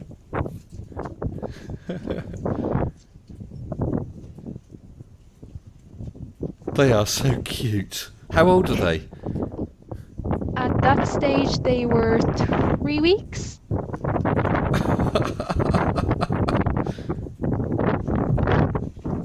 Yep. And that's my job. That's basically one of my jobs. Is to cuddle my baby goats. They are beautiful. Absolutely beautiful. Well, So yay, You've there's got- my first actually- video. yeah, and apparently you've got was it 15 subscribers? And I've just liked that video. Have you ever come across a guy called Arwin, Keela? Yes. Oh Yes, boy. there's a famous video of him when he had about, I think, 750 subs. Absolutely losing They are beautiful. losing his shit. Absolutely losing his shit. I don't understand it. Why I haven't got 1,000 subs? I've been on here for 2 years and I still haven't got 1,000 subs. I think you're chasing him already. Yeah, Brand new channel with 17 subscribers. 18. Oh my god. Can we get up You're all to? mad. I was going I to love say, you guys, just but you're having a all lot mad. of subs, though. Well, So- I'm now subscribed, so We You know want what? more goats. For that, I will put up, because I was on a boat there about 2 years ago, and I got the clearest video of basking sharks. Ah, That's Oh, gonna be nice. that's gonna be a treat for people at some point. that okay. is. Well, that will what be what you'll wonderful. need to do, Keela, is you'll need to do more with a description. put in some keywords, put in some not right now. Put in some tags, and that will help pull people to your channel. Yeah, that just goes to show how little experience I have in YouTubing. No, that's all right. You literally just, because searching kids, people will think children. Although you've got baby goats, yeah, I'd get baby goats in the title as well, something like that. Excellent. They are really gorgeous little things, those. And I think that they were looking at those. They were probably. I said about me holding one and then crouching down. It was probably about that size. So it obviously wasn't very old when I met it. But their eyes are so unusual, aren't they? Yeah, they have. They are. Weirdly enough, so they see in kind of panoramic view, and they're able to purposely dilate their eyes, which is incredible. So they're not like flat earthers where everything's portrait then. And mirror shaped, no. Even goats know there's curvature. CGI, compute. Those are just computer goat images, aren't they? It's CGI. Yeah, CGI. Well done. No, they're just being trained to replace the penguins. And they're black and white. There you go. See, this is why you give them, introduce them to snow, so that you can take them to Antarctic. Yes, it's a cunning plan. Yeah, you could make something of that, Keela. Yeah. Have you guys ever seen the inside of a penguin's mouth? I would have to say no. You should you should do a Google image for the inside of a penguin's mouth, because it is one of the most terrifying things you will ever see. Do you know what else is terrifying? Keela, you got 30 subscribers. I know. Yes, I can't help but resent that. Here? Like, yeah, You do now. You're going to have to start live goat streaming. I think I will. I think I will have to. Honestly, animal vids, though, people absolutely love them. I think that's half the reason. With half the stuff on my channel is because of Arnold, my cat. Well, he'll be back. He will be back. He's not here tonight. When I did that, what colour is your cat? He's a tabby. He's a tabby cat. He's got a white chest. Well, there's no use asking Mr. S. He doesn't know. Some red and terracotta, I think. Well, I can honestly tell you, if a woman asks a man what color is it, the answer is going to be wrong anyway. Yeah, that's true. Well, the reason why I ask is I have 2 ginger cats and one is female. And trying to get a female ginger cat is very, very difficult, apparently. Oh. So every time we have tourists, everyone immediately is drawn to the ginger cat. Cats are just lovely. Did you Just know? wanna put that out there. Did you know that most pure white cats are deaf? Yes. Yeah. I have heard that. And it's true. It's true. I read it. It's true. Sorry, Doug Buitenbos. Sorry, Doug. Says it's a Tux cat. No, I think Tux is when it's black, just with a white chest. But he's a tabby cat. So he's the typical sort of browns and blacks, stripes and patterns and the tear marks. But he's just got a white chest and tummy and just under his chin. And your subs are still going up, Keela. And that is so weird. Yeah, you're on 32. This is a impressive. It is a pretty good start, Keela.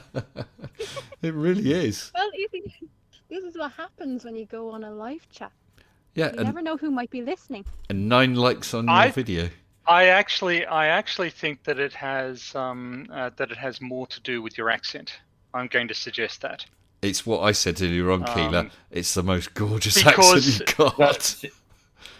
Because before you arrived, Mr. Sensible advertised my video, and I have not received any likes or any new subscribers. Let's Oh no! Let's post You're not a girl. That's right. That is the other thing. But a charming Irish lilt apparently goes a long way. Well, maybe if Mr. Sensible drags her back into the live stream, she can hear what. Yeah, she's back in again. Sorry about that, Keno. I didn't see you dropped out. And just before you speak or chip in, I've got another super chat from 3Ron for $2 US saying, inside of a leatherback turtle mouth is horrifying. Super chat. Excellent. Well, I suggest you don't look inside their mouths then. Problem goes away. Yeah, I sort of have to ask, why do you guys know these things? My viewers know everything.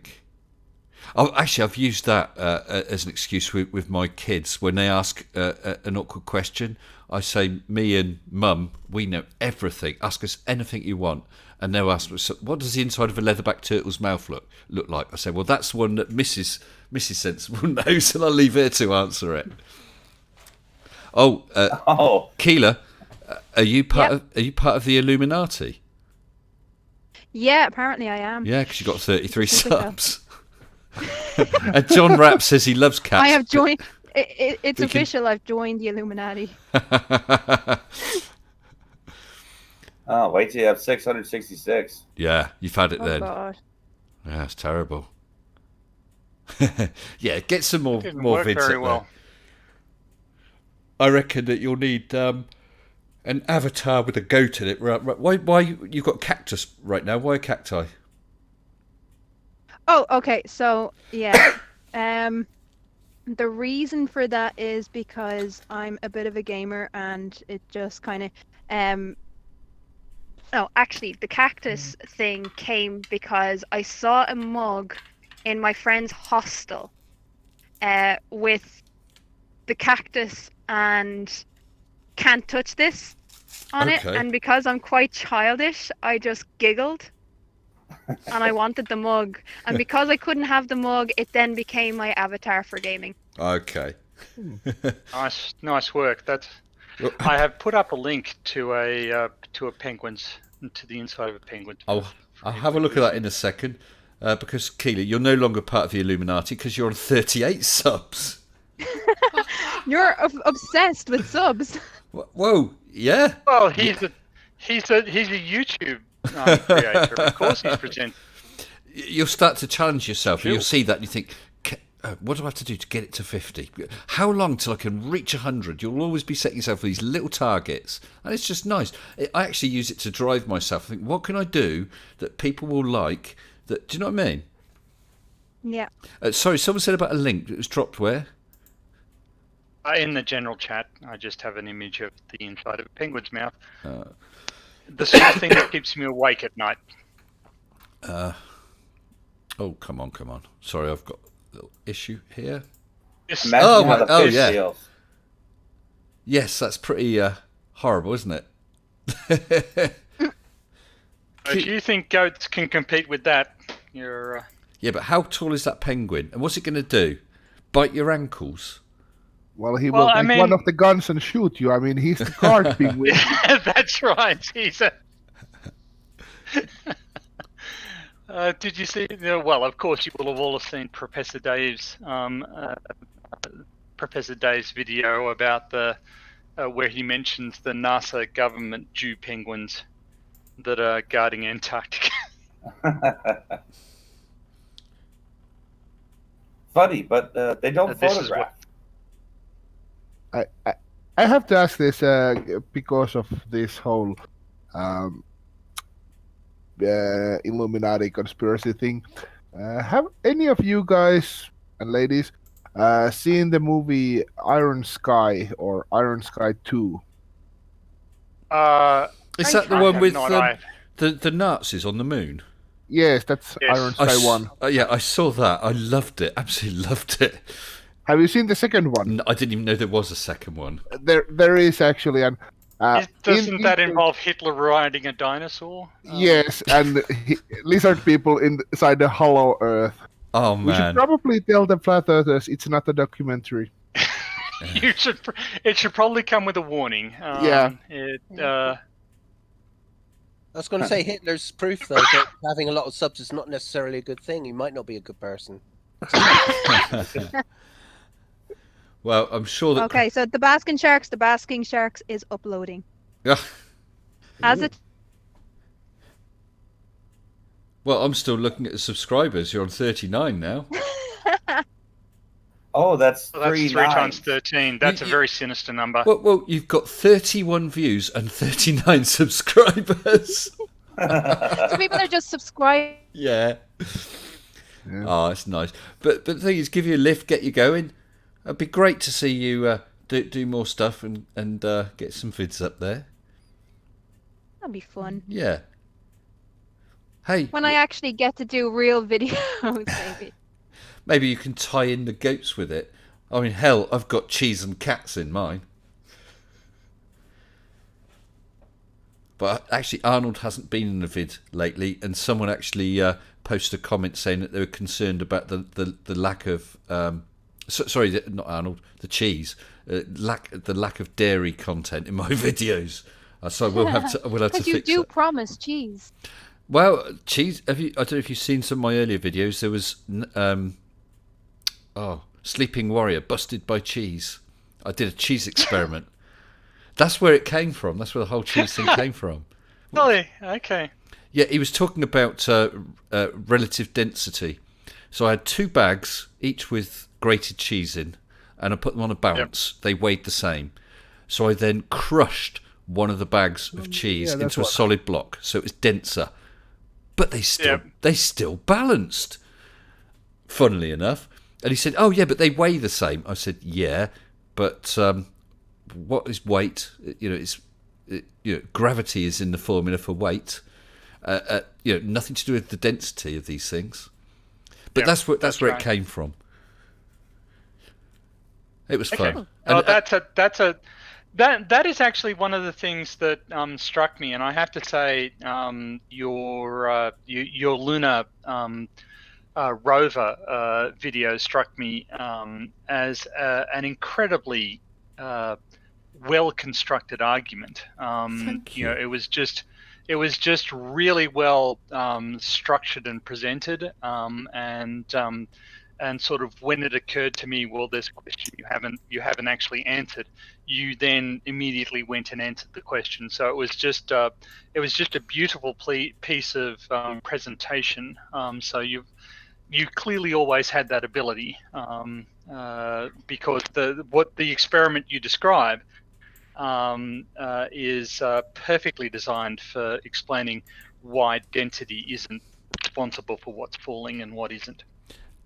Thank you, Tony. I am starting to blush now. I mean, with that lunar rover one, it's a thought that I'd had for quite a long time, and I had it in the back of my mind. I was after some particular clips of film or photos, and I think it was Osvaldo Greco had found some for me. But yes, the cheese one, it was. I thought I wanted to do an experiment because it's absolutely ridiculous. This whole thing with relative density. How could I? What I need is the two objects of the same material, and then change the density and show that they still balance. Right. And I don't know what I just. Oh, what about cheese? Because I can crush that, and that's just where it came from.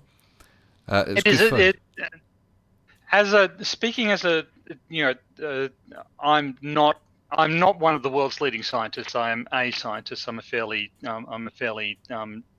shoddy one by scientific standards. But that is just a really awesome example of scientific communication and education right there. You've taken something that everybody can relate to, and you've turned it into a really practical and tangible example. It's just it's really impressive from my perspective. Thank you. I'm really, really, really chuffed. Thank you, Tony. That means a lot. No problem. Thank you. Oh, he's just trying to get in on that sub momentum right there. I don't think that's going to help. I just don't have the accent for it. It's nobody. Well, you're up to 47 views and 39 subs, Keela, which I think is my Basking Sharks video is up.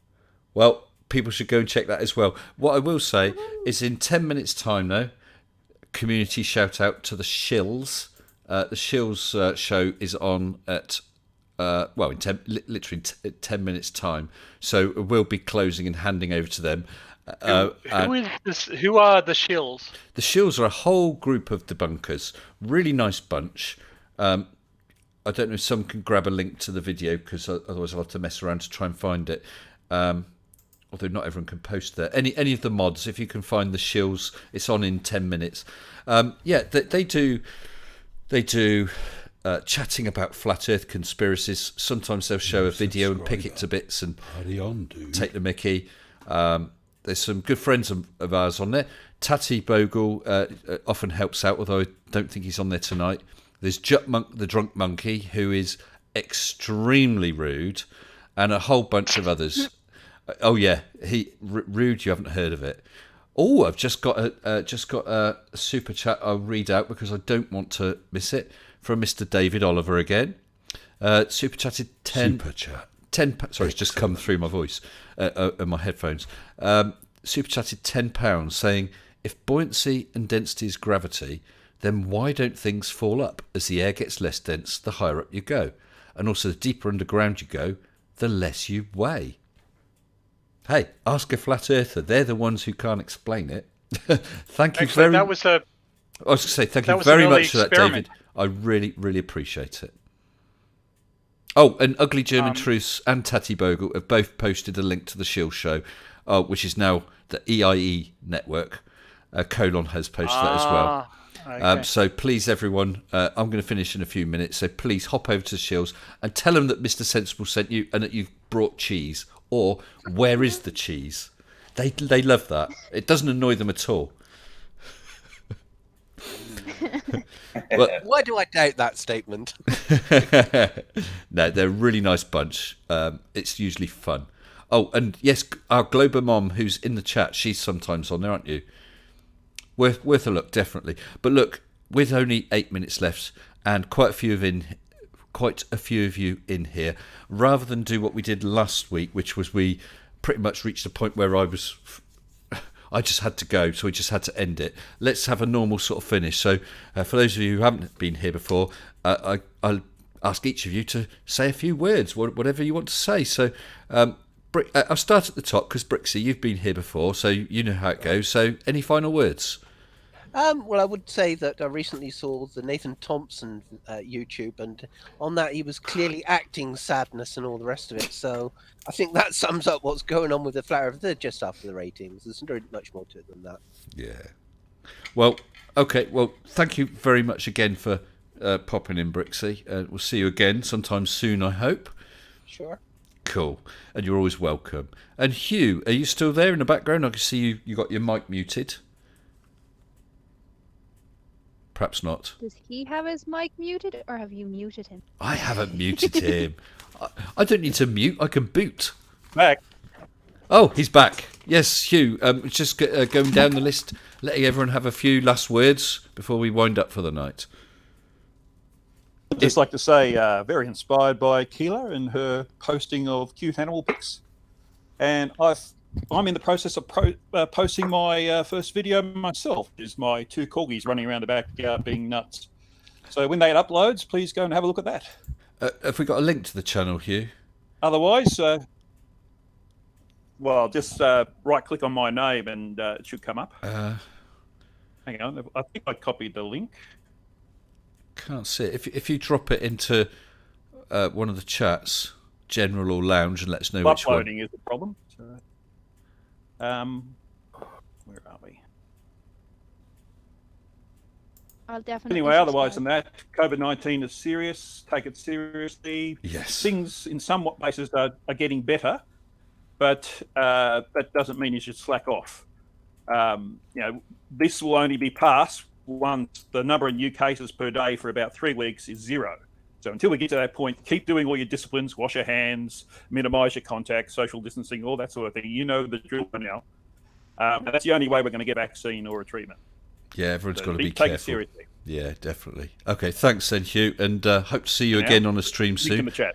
Okay, actually, Brixie and Hugh, what I'm going to start doing just so I don't have to do it in a rush later on, is I'm going to start, as each of you had your last words, I'm going to pop you over in the live waiting room, all right? And then if you want to hang around and chat for a while, that's great. I'll pop you over there now.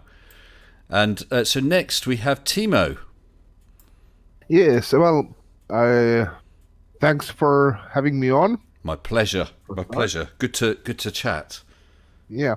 Even if I can't pronounce your second name, sorry. Yeah, that's not too bad. I mean, I'm used to it. As for what to say, well, the COVID information was good, but that was facts, so I will do the same with emotions. There was recently an article about a cat that got a COVID-19 from its owner and died because of it. So even if you don't care about your neighbors, care about your pets and isolate. Timo, where have you heard that? Because I've read that it was can't. in news like within the last week, I think, and it was just one case that was reported. It was the first I think one. there have been a couple of cases. I think there have been a couple of cases now. Okay, so it's something to watch out for. Right. The disease doesn't seem to jump from animal to human, but can go from human to animal. Okay. So, cover Arnie. Yes, we'll look after him. Okay, listen, thank you ever so much, Timo. It's been great talking to you as well, and please drop in on a stream again, okay? Will do. Okay. I will find some other funny words for you to pronounce. Okay. It's always a laugh, isn't it? Okay. Absolutely. Thank you. Good night. Bye. Bye-bye. And Keela, what a wonderful time you've had on here. Absolutely. It's been great. And from you saying that you're a bit nervous, hopefully you're not nervous now. Oh, I'm still nervous, but in a good way. So for my closing, I suppose, thank you for having me on, first of all. Welcome. And making it easy to talk. And thanks to everyone who has subscribed to my channel. I cannot believe that actually happened. Use a YouTuber now? Yeah, to some of the comments, I don't do Twitter because it annoys me. Yeah. I don't like being silenced, and the cap, you have to have everything within a certain number. I don't do that. So no, and again, I'm kind of new to even Discord and stuff like that, but you can find me obviously on your show, on your Discord. Yeah. And yeah, what I want to say to people, other than what other people have said, wash your hands, take care of those you love. But what I would say is don't give up on flat earthers. Not the crazies, not the Nathan O's, and not the sleeping warriors, but the people who are listening, because it is never about who you're talking to. It's never who you're talking to, it's who might be listening. And I won't be giving up on those people, and I hope you won't either. Nice thoughts, Keela. And it's been absolutely pleasure to have you on here. And I'm sure and I hope that you'll come on again at some point. I'm sure I will. Thank Cool. you. Okay, thank you. Bye-bye. And Philosopher. Yes. Well, first of all, I really just got to say, the way Keela says Nathan O, yes, I want to make a cereal called Nathan O's. Just be a whole bunch of little flat earths and milk.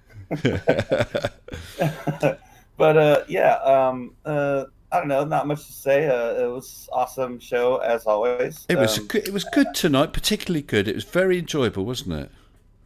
Yeah, and it was great. We watched Keela get 100 million subscribers already, so that was quick. Not much to say other than pretty much what's been said as believe the scientists and the doctors, not the YouTubers. Definitely. But pretty much with that, I will bid you adieu. Adieu. And see you soon. Adieu. Adieu. Okay. Yep. To you and you and you. No. Okay. Thanks very much, Phil. You take Yeah. care. See you again, pal. Bye-bye. Yep. Bye-bye. And Tony. Well, thank you very much for having me on, and just best wishes to everyone, to yourself, your family, and everybody who's listening and their family. Do take care.